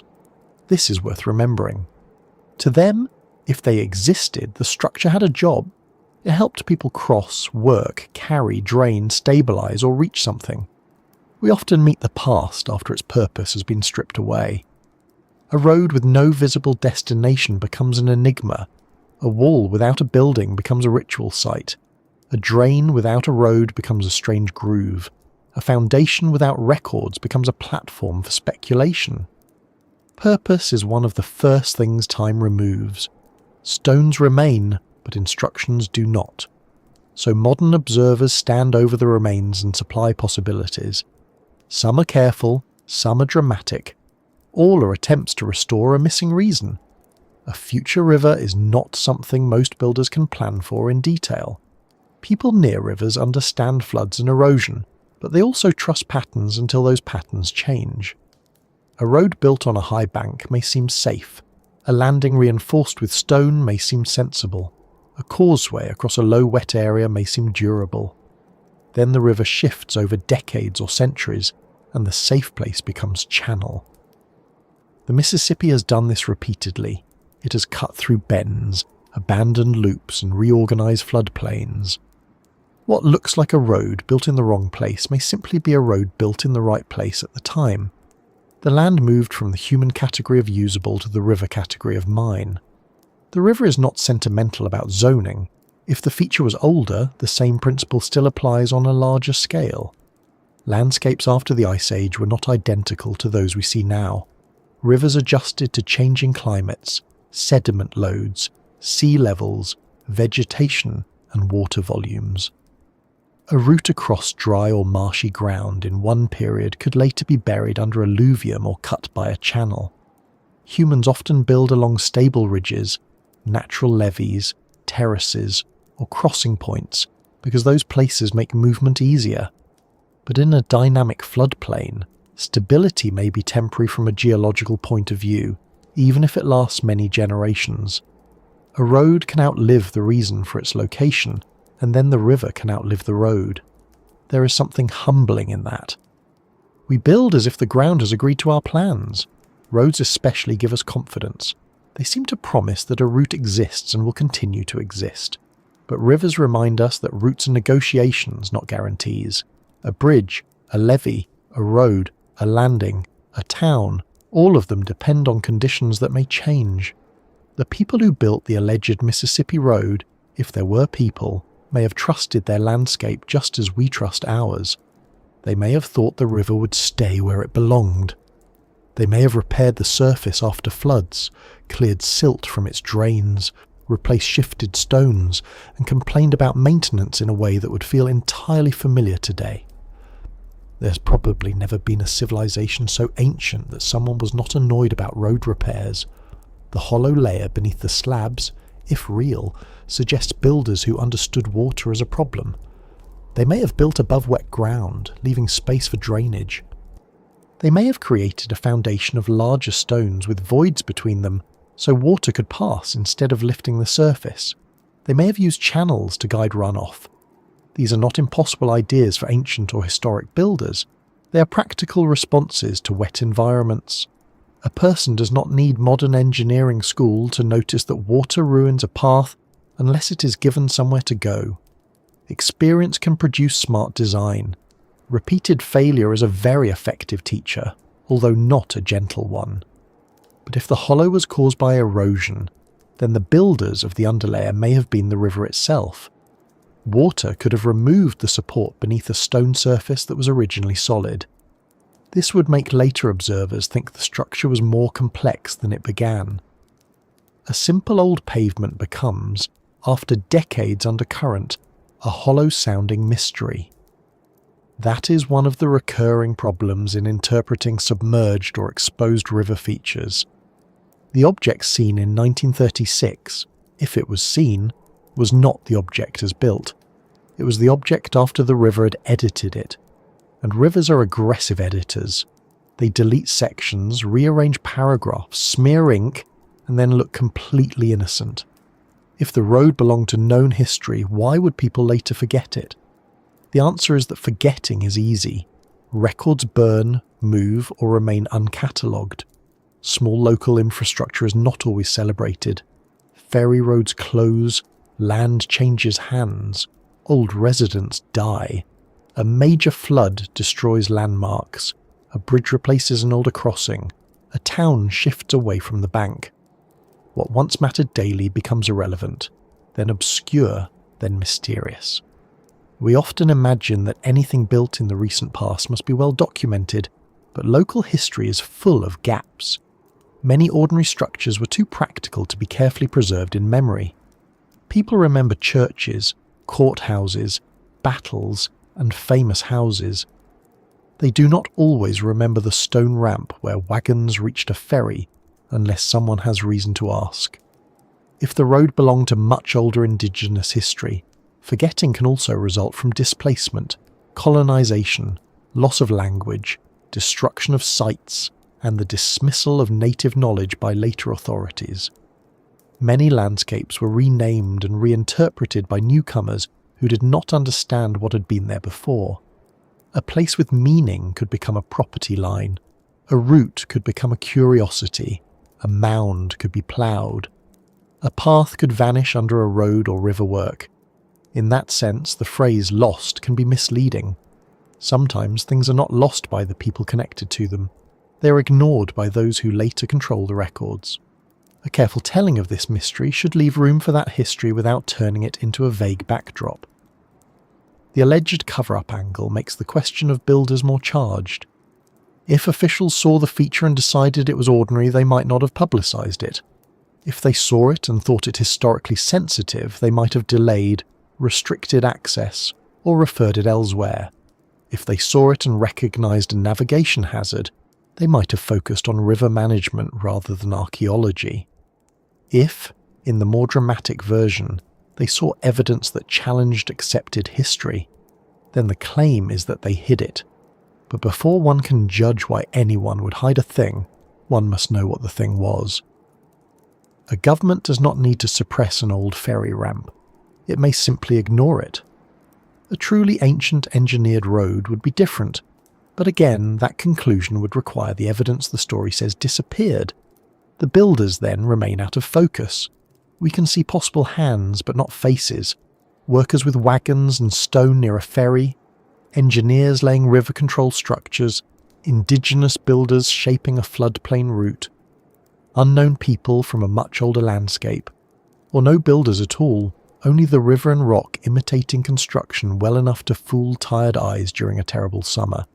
Each possibility changes the story's meaning, yet all of them begin with the same exposed surface and the same human reaction. Someone looked at stones in the mud and saw purpose. That reaction is not trivial. Purpose is how we recognize one another across time. A shaped tool, a cleared path, a stacked wall, a post hole, a groove worn by repeated use. These are small signals that another mind met a problem and answered it.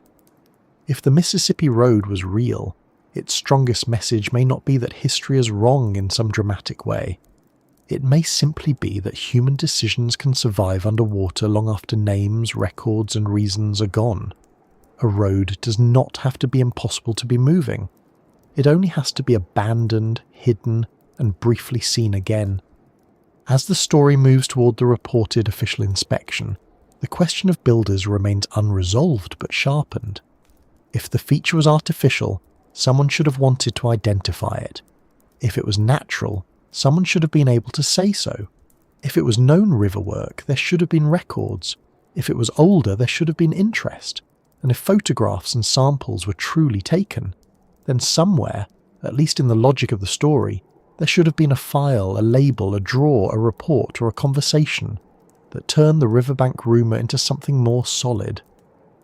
The next part of the tale begins when the witnesses are no longer alone with the stones, and men connected to the management of the river allegedly arrive to look at what the drought had uncovered.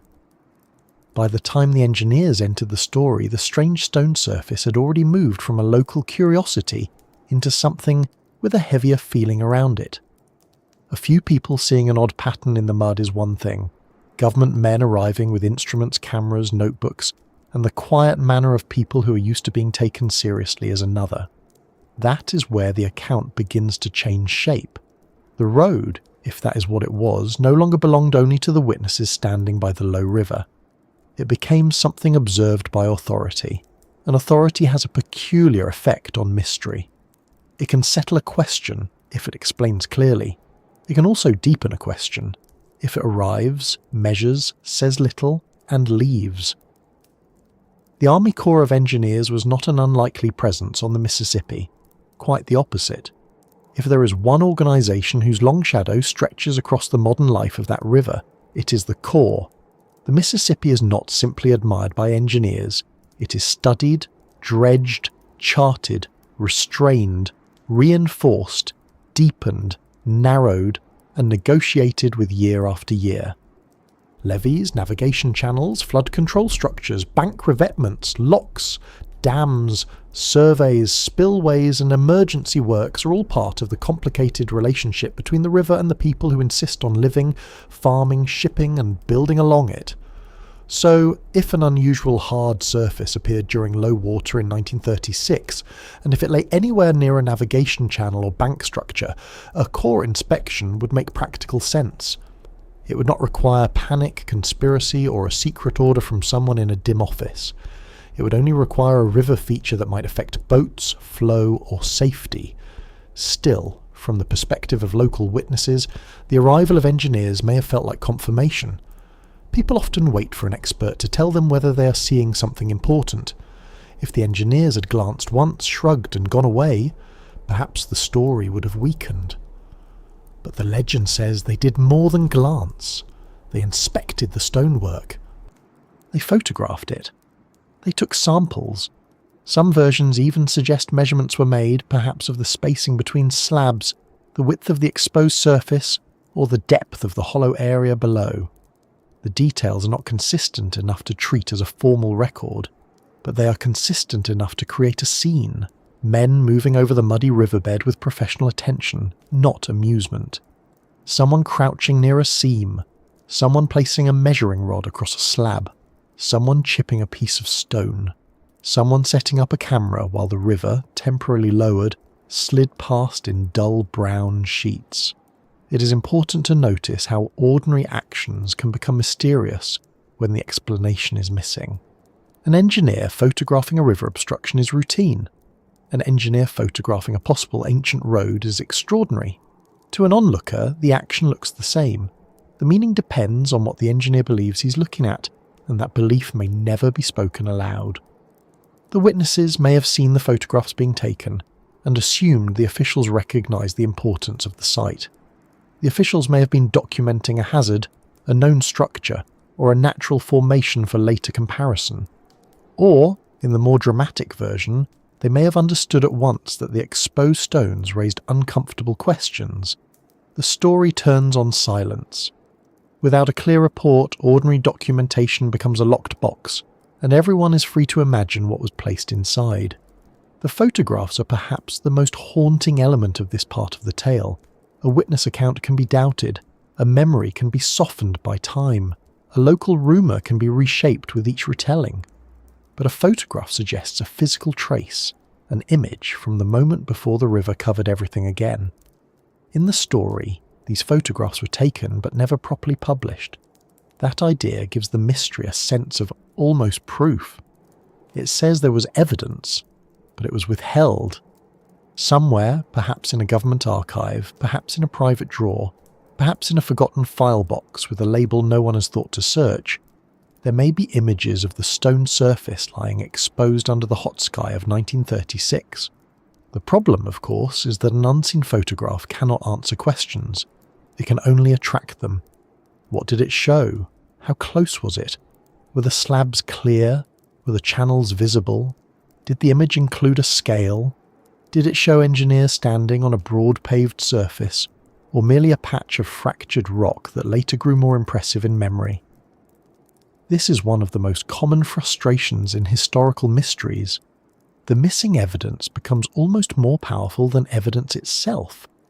If the photographs were available and showed ordinary riverstone, the legend would shrink. If they showed unmistakable masonry, the legend would grow into a serious investigation. But because they are said to exist while remaining out of reach, they keep both possibilities alive.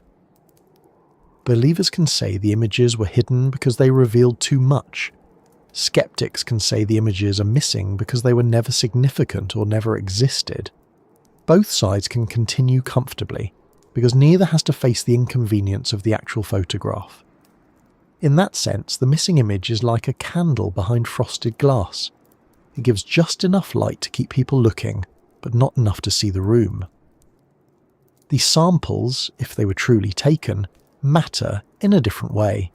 Stone can tell a quieter story than a photograph, but sometimes a more useful one. A sample could reveal whether the slabs were local bedrock or imported material. If the stone matched a natural outcrop directly beneath the river, that would support a geological explanation. If the stone came from a known quarry upstream, or from a source not found naturally at the site, that would suggest transport and human selection. A sample might show cut marks, surface wear, tool traces, mortar, mineral staining, or evidence of long submergence. It might contain material between layers that could, in rare circumstances, help with dating. But samples are only as valuable as their context. A piece of stone removed from an unknown spot and placed in a box tells much less than the same piece documented carefully in its original layer. If a sample was taken and then separated from its notes, it becomes nearly mute. It can still say what it is made of, but not easily why it mattered. One can imagine a practical core crew approaching the feature in a very unromantic frame of mind. Low water had exposed a hard surface. The river channel needed assessment. The question might have been whether the obstruction would interfere with navigation when water levels changed, whether dredging was needed, whether the feature was part of earlier river work, or whether the bed was scouring in an unusual way. The crew may not have been thinking about ancient civilizations at all. They may have seen stone, recorded it, and moved on to the next problem.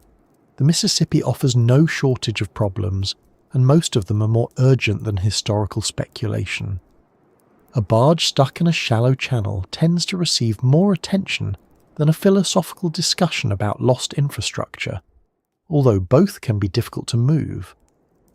But the witnesses in the more mysterious version remembered the official response differently. They remembered a tension that seemed too serious for ordinary rock. They remembered a quick inspection, perhaps a restricted area, perhaps a lack of explanation. They remembered the river rising afterward. And this is the part that gives the story its cover-up shape. The water did not simply return in the normal course of weather, according to some tellings. It was raised, controlled, managed. The idea is that once the engineers had seen enough, the river level was restored or manipulated so the stones disappeared again beneath the Mississippi, safe from public curiosity. It is a dramatic claim, and it deserves careful handling. Could officials raise water in a river system? In certain managed stretches, water levels can be influenced by dams, locks, releases, and river control operations. But the Mississippi is not a bathtub, and raising a major river at will in a specific place is not as simple as turning a tap while wearing a stern expression. Water levels respond to rainfall, tributary flow, navigation structures, drought conditions, and many upstream and downstream factors. In some areas, especially near controlled pools, the level can be managed more directly. In other stretches, the river is far less obedient. So when the story says the water was quickly raised, the first question should be where exactly this happened. Location matters enormously. Without it, one cannot easily judge whether deliberate water level change was plausible, routine, impossible, or misunderstood. There are ordinary ways the water could have returned. Rainfall upstream may have increased flow. A change in river operations may have affected levels for navigation.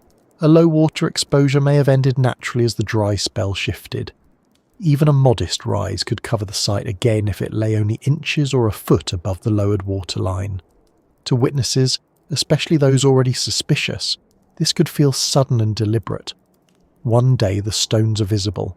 A few days later they're gone. Human beings naturally connect events that happen close together. Engineers arrive, engineers inspect, water returns, therefore the engineers cause the water to return. Perhaps they did, perhaps they did not. The sequence is suggestive, but sequence alone is not proof. Many mysteries are built from the word therefore being asked to carry more weight than it safely can, and yet the emotional logic of the cover-up is easy to understand.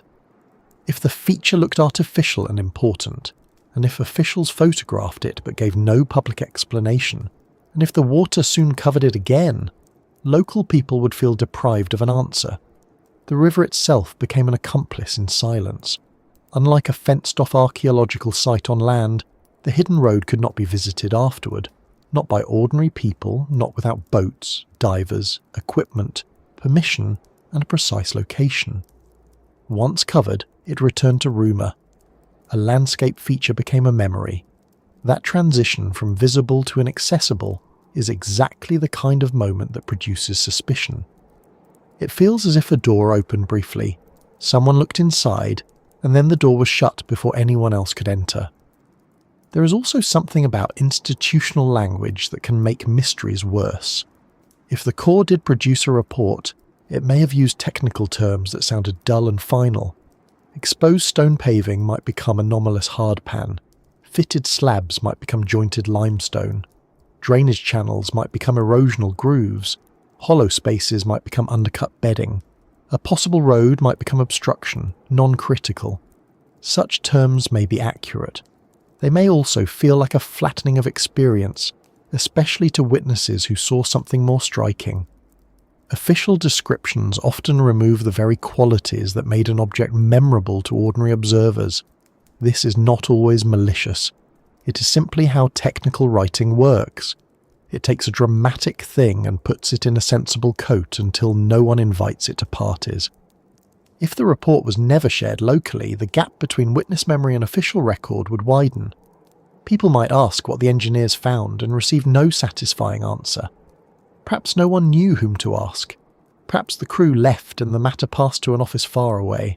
Perhaps the paperwork was filed under river maintenance, not archaeology. Perhaps the stone was judged insignificant. Or perhaps, in the version that keeps the legend alive, someone decided that the feature was too difficult to explain and better left underwater. The challenge is that all these possibilities look similar from the outside. A suppressed discovery and a boring filed report can both produce silence at the local level. One is dramatic, the other is common.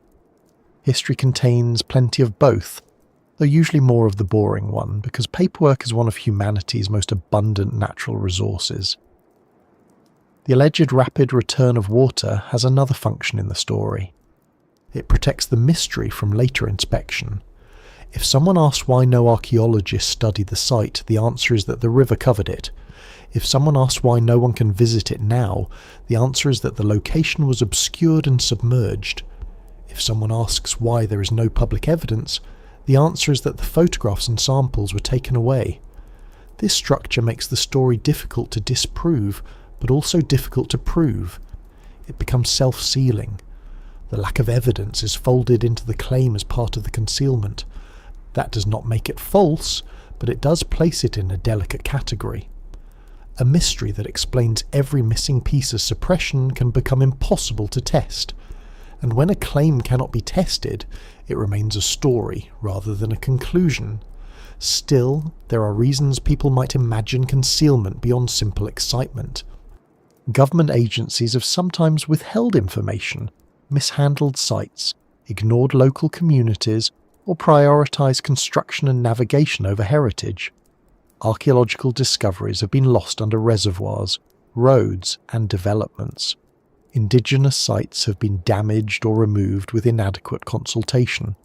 Important finds have sat unpublished for years. These realities create a background in which official silence does not feel innocent to everyone. A person hearing that engineers inspected a strange road under the Mississippi and then covered it again may think, yes, that sounds like something that could happen. Not necessarily because of a grand conspiracy, but because institutions often protect their own priorities. A navigation channel may matter more to them than a mystery in the mud. The cover-up angle becomes sharper when the alleged road is framed as pre-Ice Age or outside accepted history. If the stones were merely a forgotten ferry ramp, there would be little reason to hide them. If they were a natural formation, even less. But if they suggested an ancient engineered structure far older than mainstream archaeology allowed, then believers argue officials might have suppressed the discovery to avoid rewriting history, causing public controversy, or disturbing established academic views. This is a familiar argument in alternative history. Evidence appears, authority sees it, and the old timeline is protected. It is an appealing story because it gives mystery a villain and turns missing proof into proof of power. But it also risks making the claim too easy. If every absence is caused by concealment, then the claim never has to stand on its own. A more realistic version, if something unusual was found, might involve not a dramatic cover-up but neglect, confusion, and bureaucracy. Perhaps the engineers did not know what it was. Perhaps they sent samples to someone who never completed an analysis. Perhaps the photographs were filed but not indexed. Perhaps the site was later impossible to relocate because river coordinates shifted, local names changed, or the original notes were vague. Perhaps the matter fell between agencies, too archaeological for river engineers, too submerged for local historians, too unproven for academic attention, too inconvenient for everyone. Many mysteries survive not because someone actively hides the truth, but because no one has enough responsibility, funding, or patience to follow the trail. This is less cinematic than a cover-up, but in real life it is often more powerful. The slow fog of indifference can hide things just as effectively as a locked door. The photographs, again, remain the key symbol. Imagine them as black and white images, perhaps slightly overexposed under harsh summer light. Men in shirt sleeves standing on a muddy riverbed. A measuring pole laid across pale stones. A dark line between slabs. A shallow pool reflecting sky. Maybe a boat moored nearby. Maybe the riverbank in the distance, lower than usual, with onlookers watching from safer ground. Such images would not need to be dramatic to be valuable. They would give scale, condition, and context. They might show whether the surface truly had repeated joints, or whether later memory had organised a mess into a road. They might reveal whether the supposed channels were straight cuts or natural cracks. They might show whether the feature extended broadly or only appeared road-like from one angle. In a mystery where words have carried so much, even one clear photograph would be like opening a window in a dusty room. But photographs can disappear for ordinary reasons. Film can be damaged. Prints can be misplaced. Government archives can be reorganised. Local offices can close. Floods and fires can destroy records, especially near a river that has never been shy about entering places uninvited. A set of negatives might remain in a box labelled by date rather than subject. A report might sit under a technical title that no one connects to the hidden road story. A private photograph might pass through a family until no one remembers what it shows. The absence of photographs today does not automatically mean suppression. It may mean the usual erosion of records, which is less dramatic but very real. Paper has its own kind of river, and time carries much away.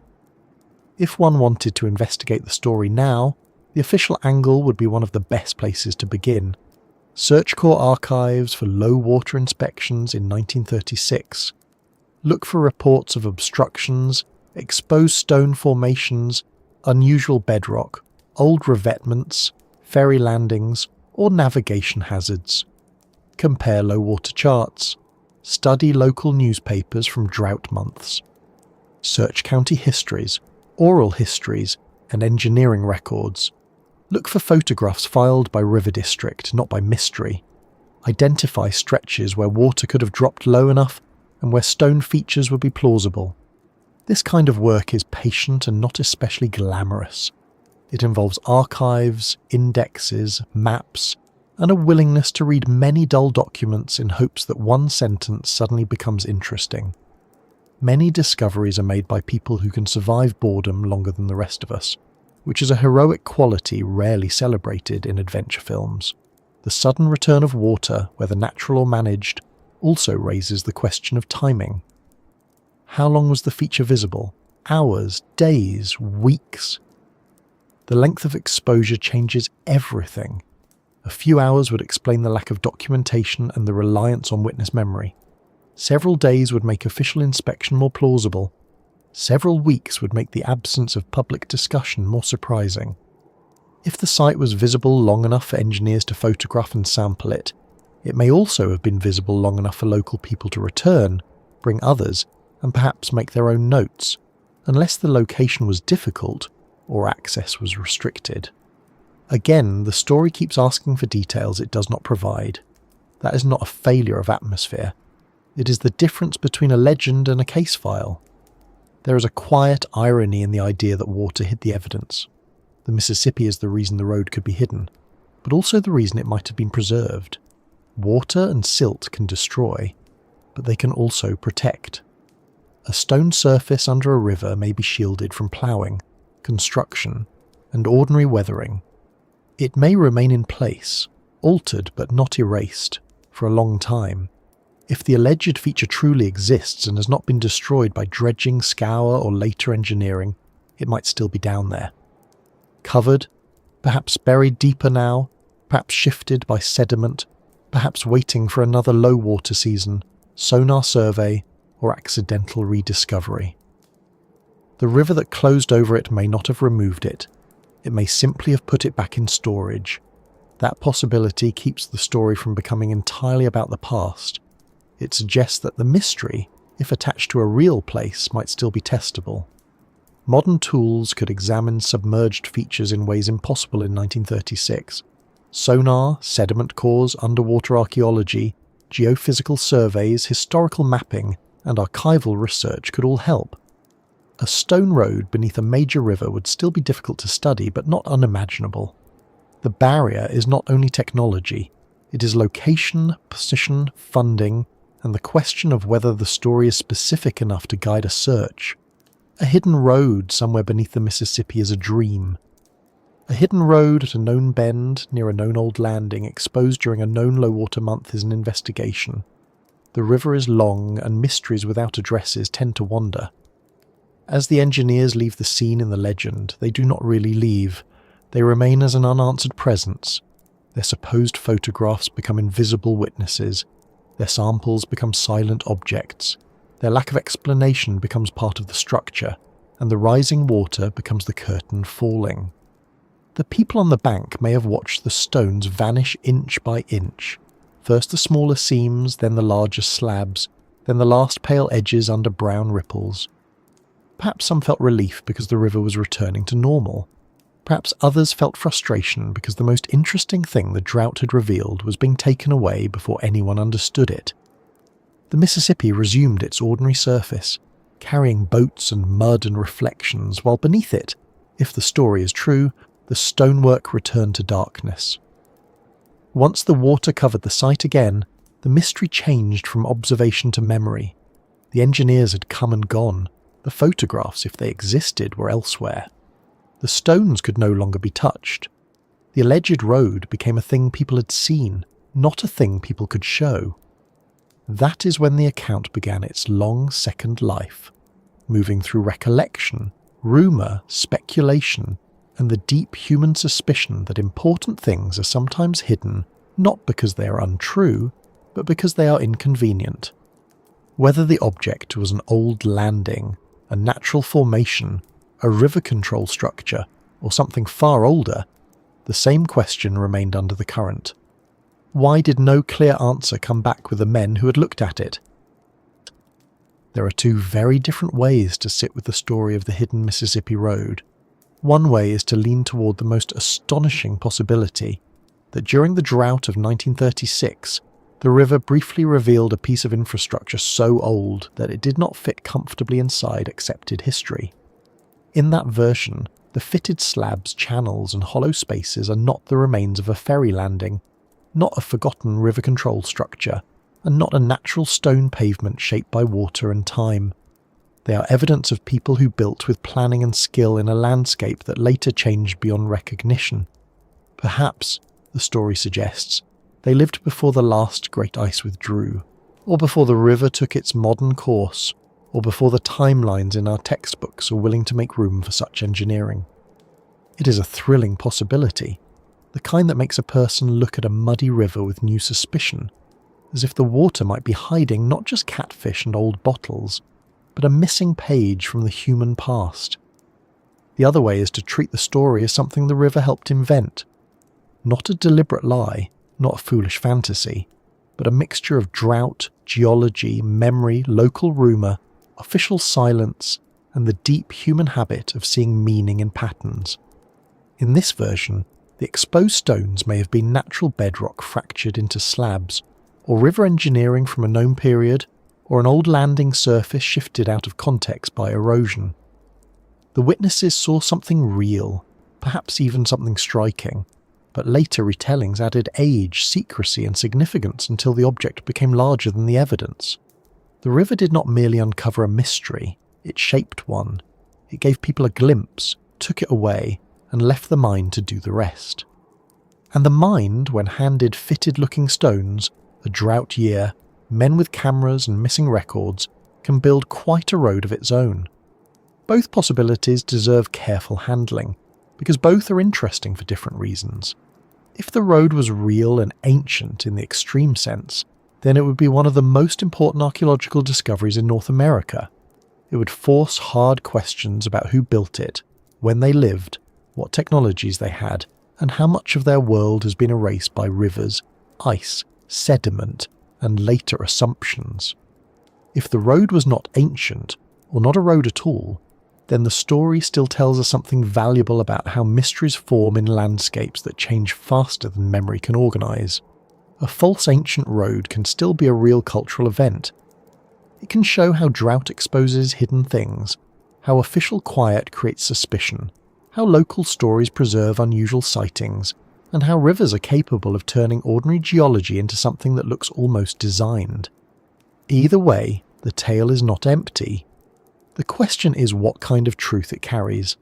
The pre-Ice Age version is the boldest, and for that reason, it must carry the heaviest burden. To say that an engineered stone road existed before the last Ice Age is not a small adjustment to history. It is not like discovering that someone built a bridge 50 years earlier than expected, or that a forgotten village had a better drainage ditch than the county records admitted. It is a claim that would push organised construction far deeper into time than most accepted evidence supports for the region. It would require clear proof that the stones were shaped and placed by humans, that the structure was in its original position, that it lay beneath geological layers consistent with great age, and that any material associated with it could be reliably dated. The site would need to be studied by archaeologists, geologists, river specialists, and dating laboratories. The evidence would need to survive disagreement. It would need to be strong enough that experts could not simply explain it as river rock, historic work, or misidentified erosion. In other words, it would need more than a good story. It would need the kind of stubborn evidence that remains impressive even when everyone tries to make it ordinary. That does not mean ancient surprises never happen. History has changed many times because new evidence appeared in the wrong place, or rather, in a place scholars had not expected. The age of human presence in the Americas has been debated and revised as new sites, better dating, and improved methods have expanded the picture. Some discoveries first treated cautiously later became important. That is how science should work.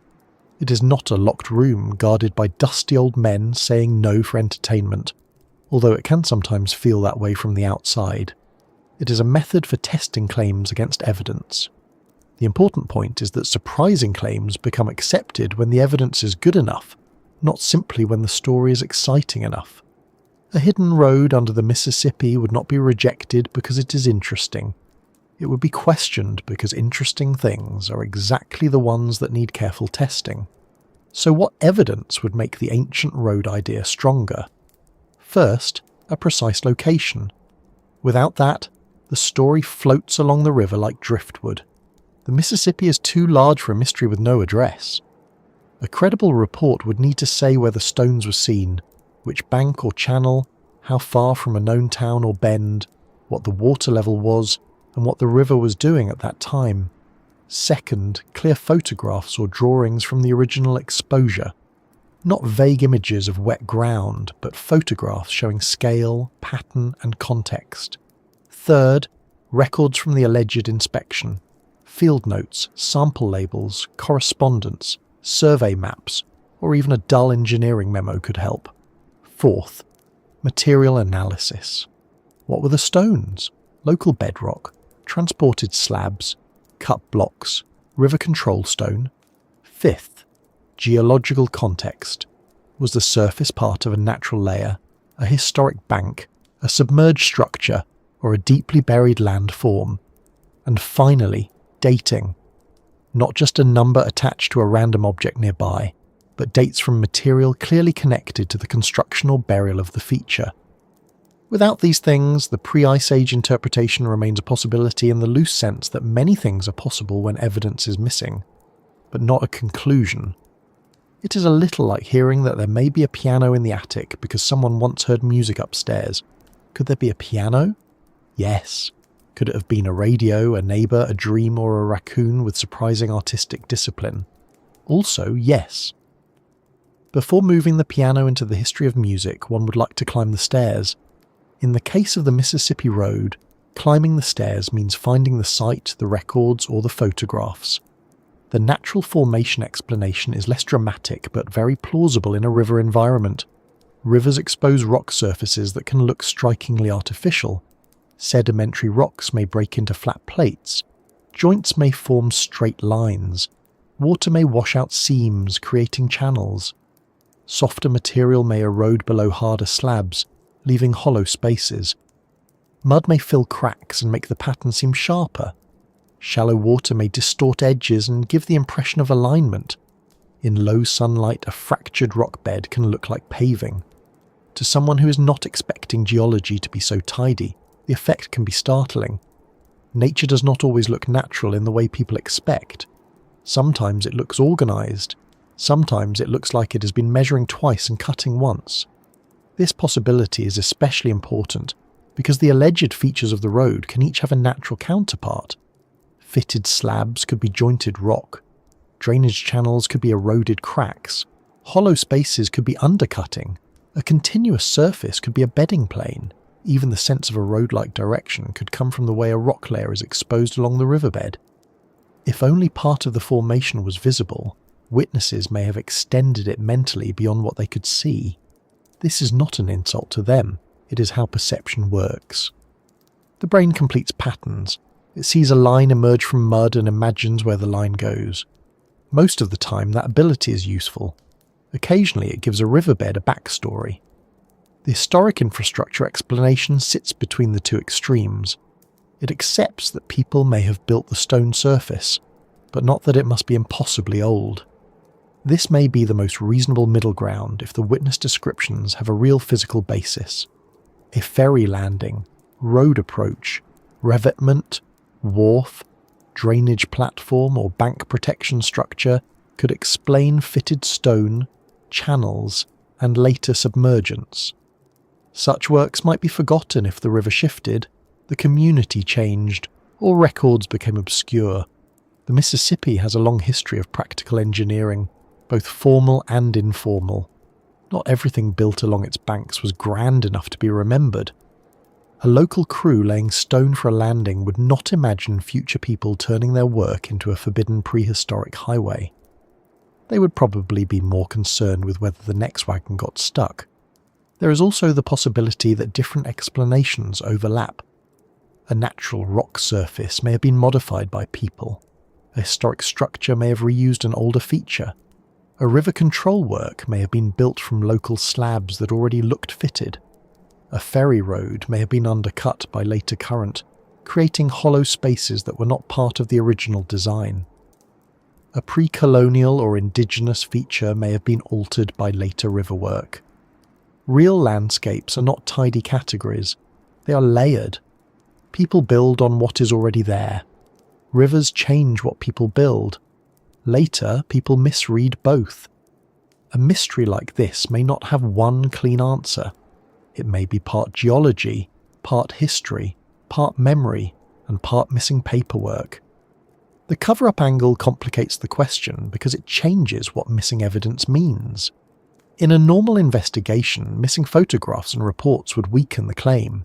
In a cover-up story, missing evidence is treated as part of the proof. The stronger the silence, the stronger the suspicion.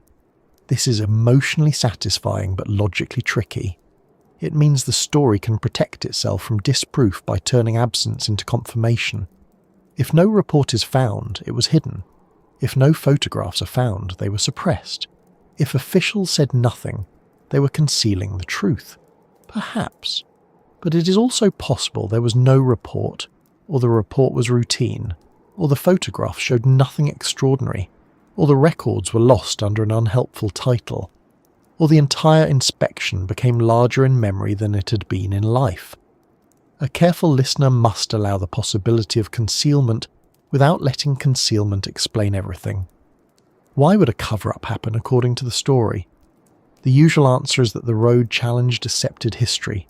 If the structure was too old, too engineered, too inconvenient, then authorities supposedly chose to hide it rather than face the consequences.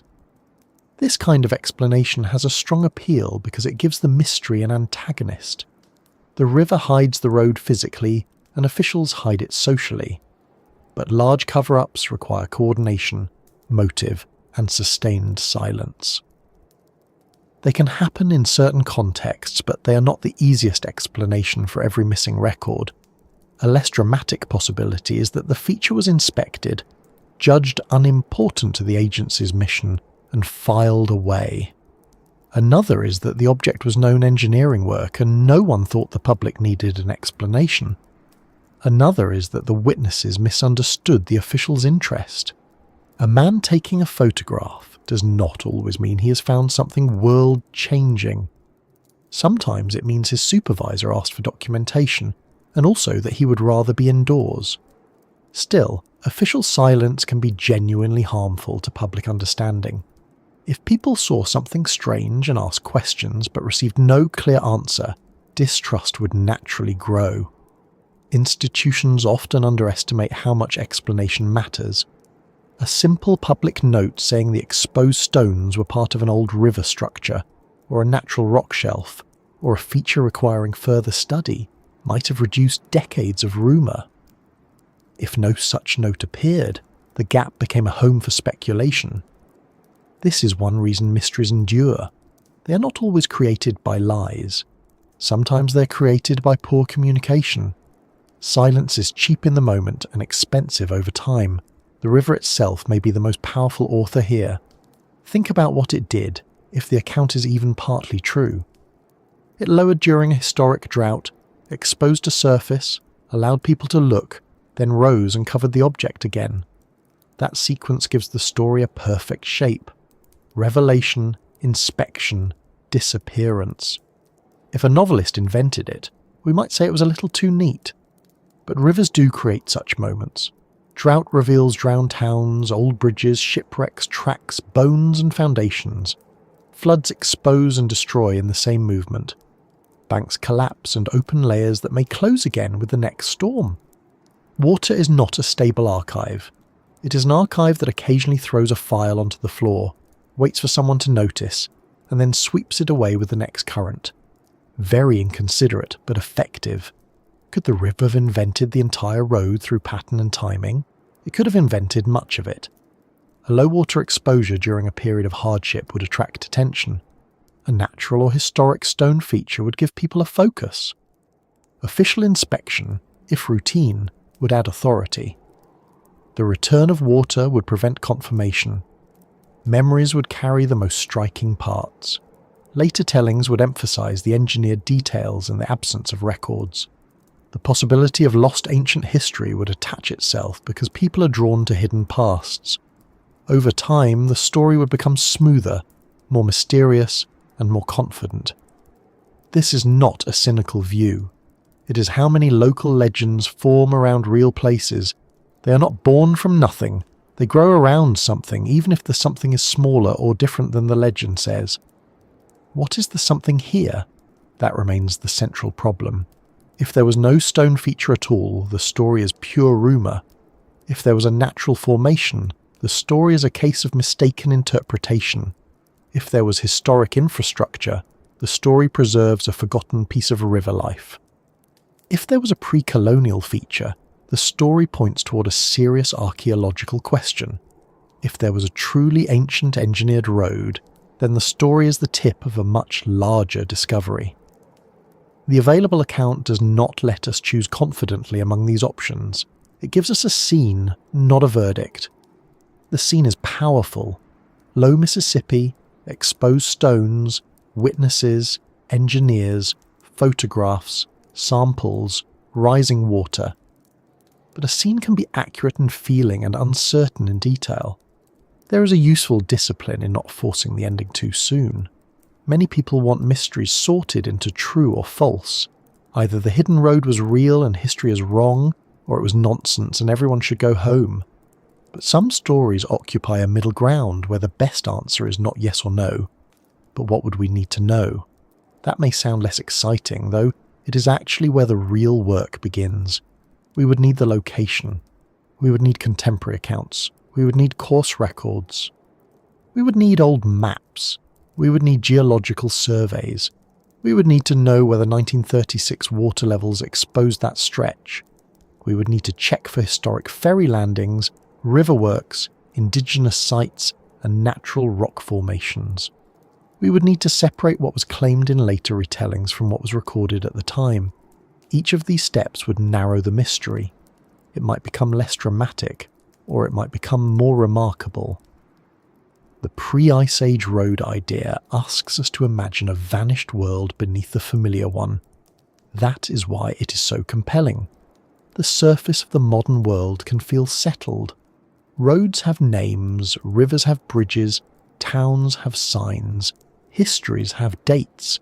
Then a story like this comes along and suggests that underneath the settled world is another one, older and less obedient. A road beneath a river is a perfect symbol for that feeling. It says the present landscape is not the only landscape. It says there may have been routes where there is now water, builders where there is now mud, and records where there is now silence. Even if the specific claim proves ordinary, the feeling is not foolish. The Earth really does contain older worlds under newer ones. They may not be as sensational as rumour makes them, but they are there.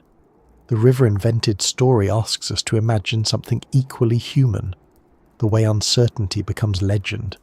It reminds us that people do not simply observe landscapes, they interpret them. A drought is not just a meteorological event, it is a disruption of the expected world. A low river is not just less water, it is access to a hidden surface. Stones are not just stones once they appear in a pattern, they become a question. Officials are not just workers once they fail to explain, they become keepers of an answer. Water rising is not just hydrology once it covers evidence, it becomes concealment. The story may be less about a lost civilization, and more about how quickly the mind builds roads between facts when the facts themselves are incomplete. There is no need to mock that process. It is the same process that helps archaeologists, historians and geologists begin investigations. A strange pattern appears. Someone asks whether it matters. A hypothesis forms. Evidence is sought. The difference is that disciplined inquiry keeps testing the road it has built in the mind, while legend often keeps walking it long after the ground has vanished. The best approach to the Mississippi Road is not to abandon imagination, but to tether it to questions. Let the possibility remain, but make it earn each step. So was it a lost road before the ice, or a story the river invented? At this point, the honest answer is that it may have been neither in the extreme sense. It may have been a real feature given an exaggerated age. It may have been a natural formation given human purpose. It may have been historic infrastructure stripped of its records. It may have been a local memory of something briefly visible, later enlarged by absence. The most responsible position is not to declare the mystery solved, but to understand the range of explanations and the evidence each would require. That may sound cautious, but caution is not the enemy of wonder. It is the reason wonder can survive contact with reality. And if the road is still down there, whatever it is, it does not care which explanation we prefer. It lies beneath silt, current, and the ordinary brown surface of the Mississippi. It is not improved by being called ancient, and it is not erased by being called natural. The stones, if they exist, are what they are. The river moves above them with the same patience it has given to everything else in its keeping. Barges pass. Fish move through cloudy water. Mud settles in seams. Floods press down. Droughts may one day pull back again.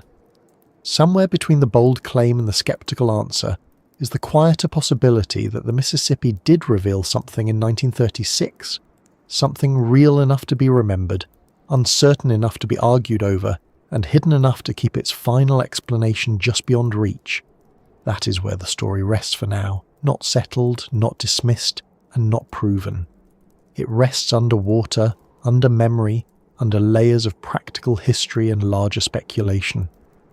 The next step is to return to the river itself, because whether the hidden road was ancient, modern, natural, or misunderstood, the Mississippi remains the keeper of the scene.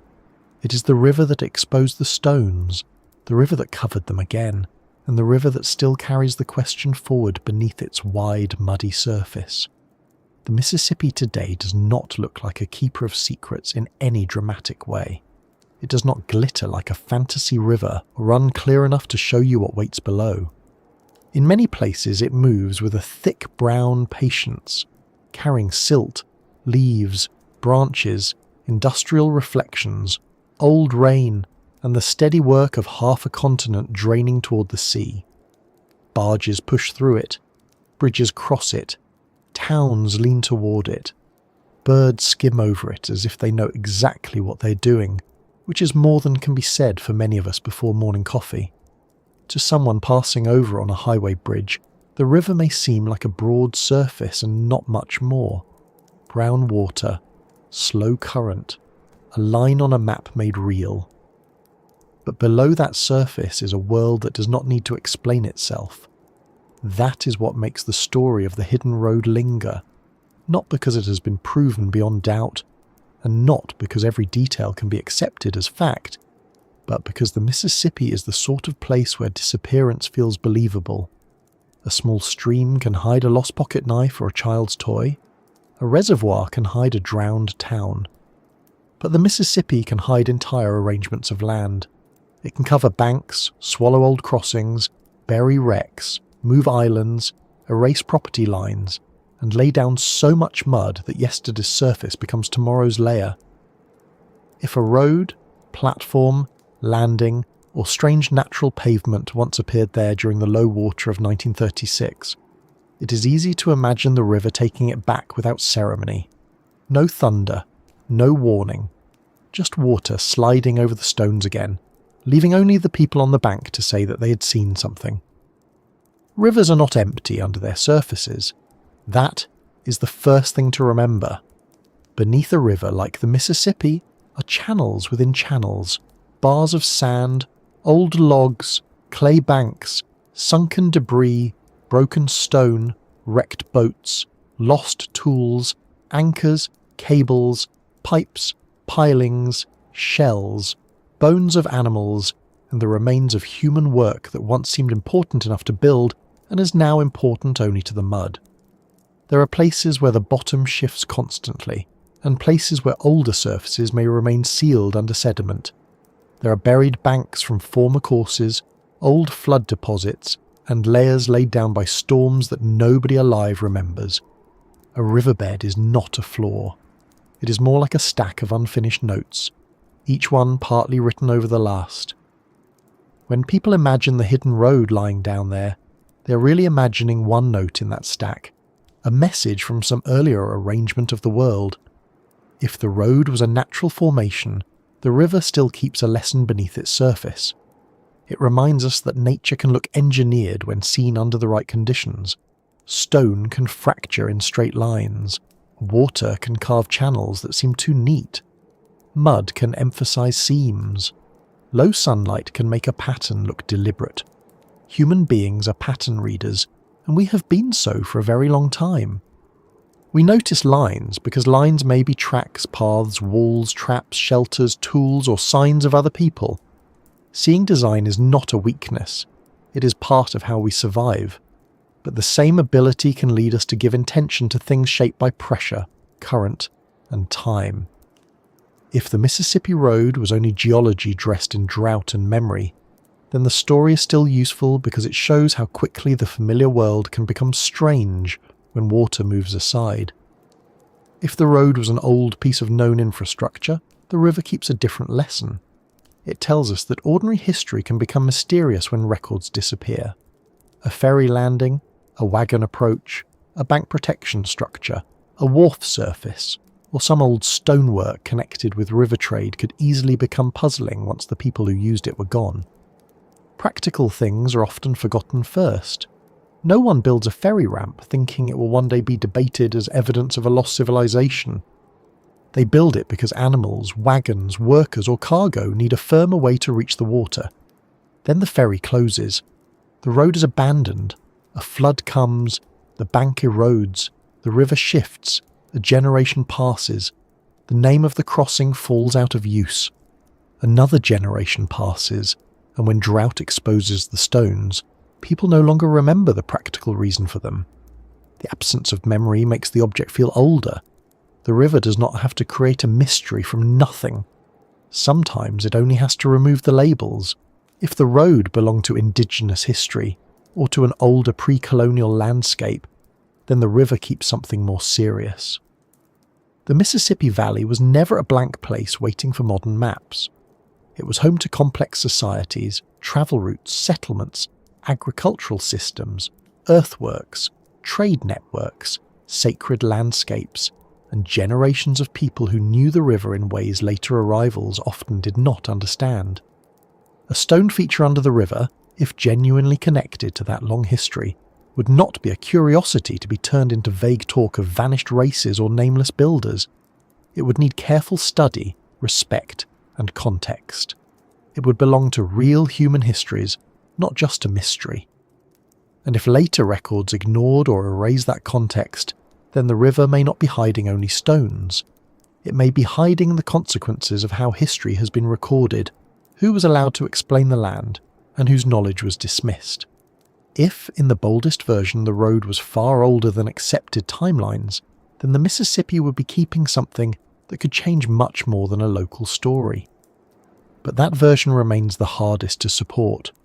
It asks for evidence that has not been shown, a precise site, clear photographs, dated layers, verified samples and independent study. Without those, it remains an intriguing claim rather than a discovery. This is not a cold dismissal. It is a way of keeping the mystery honest. A road before the ice would be extraordinary, and extraordinary things deserve more than excitement. They deserve proof strong enough to stand when the river mist clears. Until then, the story lives in a space between possibility and legend, where the imagination can visit but should not build a house without checking the foundation. There is a calm way to hold all these possibilities together. We do not have to choose the most dramatic answer simply because it is dramatic. We also do not have to throw the story away simply because it is uncertain. The Mississippi may have revealed a real object in 1936. The witnesses may have described it as well as they could. The engineers may have inspected it for ordinary reasons. The water may have returned naturally. The photographs may have been lost, filed, misremembered, or never made public because no one thought they mattered. Or there may have been something more deliberate, something officials chose not to discuss. The evidence we have in the story does not allow us to settle it fully. What it does allow is a careful kind of wonder, the kind that keeps asking questions without pretending every answer has already arrived. One of the strongest parts of the tale is the suddenness of the disappearance. A road on dry land can be revisited. A wall in a field can be measured. A carved stone can be placed in a museum drawer, where it will wait patiently while experts argue over it, and someone forgets where the drawer key is. But a road under a river has a different fate. When the water returns, access ends.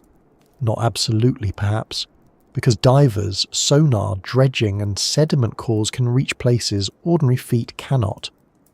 But for the local people who first saw it, the road was gone. That matters. The loss of access turns an object into a memory almost at once. It makes the witness feel responsible for carrying the truth of it.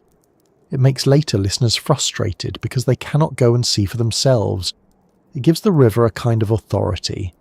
The river has the final word, or at least the final cover. Modern technology might one day change that. The Mississippi is studied constantly for navigation, flood control, ecological research, engineering, and hazard mapping. Sonar can reveal shapes beneath water. Sediment studies can reconstruct older channels. Historical maps can show former banks, towns, landings, ferry routes, and engineering works. Archives can still surprise people. A dull folder in the wrong box can hold a useful note. A local newspaper page can mention an exposed stone pavement during a drought month. A family collection can contain a photograph with no dramatic label, just a man standing on wet slabs beside a low river.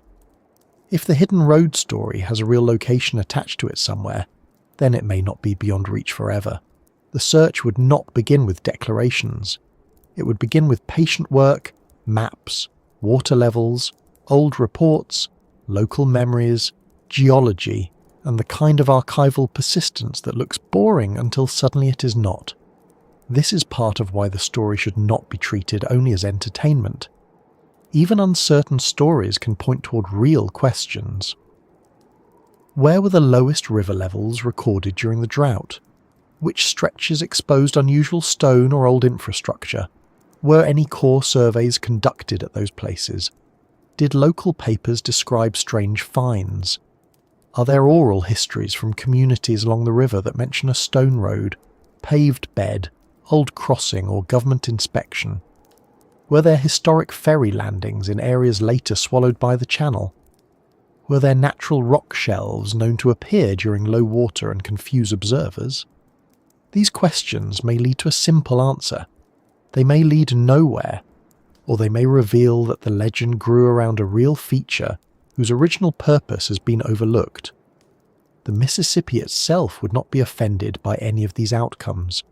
It does not mind being mysterious, and it does not mind being ordinary. That is one of the restful things about rivers. Humans arrive with theories, claims, doubts, and measuring equipment, and the river continues moving. It carries snowmelt, storm runoff, soil, and reflections. It carries the memory of the north toward the Gulf. It passes under bridges where people glance down for a moment and then go on with their day. Beneath them may be sand waves, fish, concrete, stone, wreckage, or nothing unusual at all. The river does not separate these things into categories of famous and forgotten. It keeps them all in the same brown quiet. Perhaps that is why the idea of the hidden road feels so fitting for a sleep story. Not because it gives us a sharp answer, but because it lets the mind rest on a question. There is something almost gentle about imagining an old surface under the current, whether built by recent workers, ancient people, or no one at all. It is not chasing us. It is not demanding that we solve it before morning. It is simply there in the story, lying beneath moving water, letting silt settle over its seams. The world is full of such unresolved places, a mound in a field, a line of stones in a wood, a ruin under a reservoir, a shipwreck under a harbour, a road, perhaps, beneath a river. We live on top of layers we rarely see, and every so often weather, drought, erosion or accident lifts one corner. The old witnesses, if they truly stood there in 1936, would be gone now. Their boots, their voices, their arguments on the bank, their first surprise at seeing fitted stones in the mud, all of that has moved into the same country as the road itself. But the shape of their experience remains understandable. They saw a familiar river behave in an unfamiliar way. They saw something that seemed to have order. Then men came to inspect it, and the water returned. Anyone might remember that. Anyone might tell it. And in the telling, the road becomes more than a structure. It becomes a sign that the earth still has hidden compartments, and that even the places most travelled, most mapped, and most managed can keep something out of sight. It is also possible that the most important thing hidden beneath the Mississippi is not a road at all, but the reminder that history is uneven. Some things are recorded carefully, others are seen briefly and lost. Some discoveries are published, catalogued and debated. Others sink into local memory and wait for someone to ask the right question. Some landscapes are studied in detail because they're convenient, famous, or funded. Others are difficult, muddy, dangerous, or simply too large. The Mississippi is not a tidy archive. It is a moving one. It does not preserve every page, and it does not reveal pages in order. It may show the middle of a sentence during a drought and hide the beginning and end forever. So, as we come back to the surface, the story remains open in a responsible way. There may not be a secret pre-Ice Age road under the Mississippi. There may be a natural formation that once looked astonishingly artificial. There may be forgotten historic stonework still buried in the channel. There may be old survey photographs waiting somewhere under an unhelpful title. There may be nothing left at all. But the question is not wasted. It draws attention to the way rivers change land, how memory preserves strange events, and how easily the past can become hidden when water, mud, and silence work together.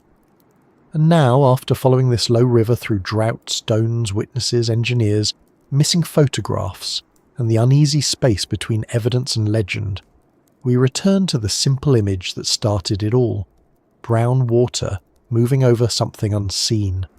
The Mississippi continues in its patient way, wide and heavy, carrying the day's light on its surface while the bottom remains out of view. Somewhere beneath it may be only sand and stone arranged by current. Somewhere beneath it may be the remains of old human work, practical and forgotten. Somewhere perhaps is a feature that would make people stop and stare if drought ever uncovered it again. The river gives no answer tonight. It only moves.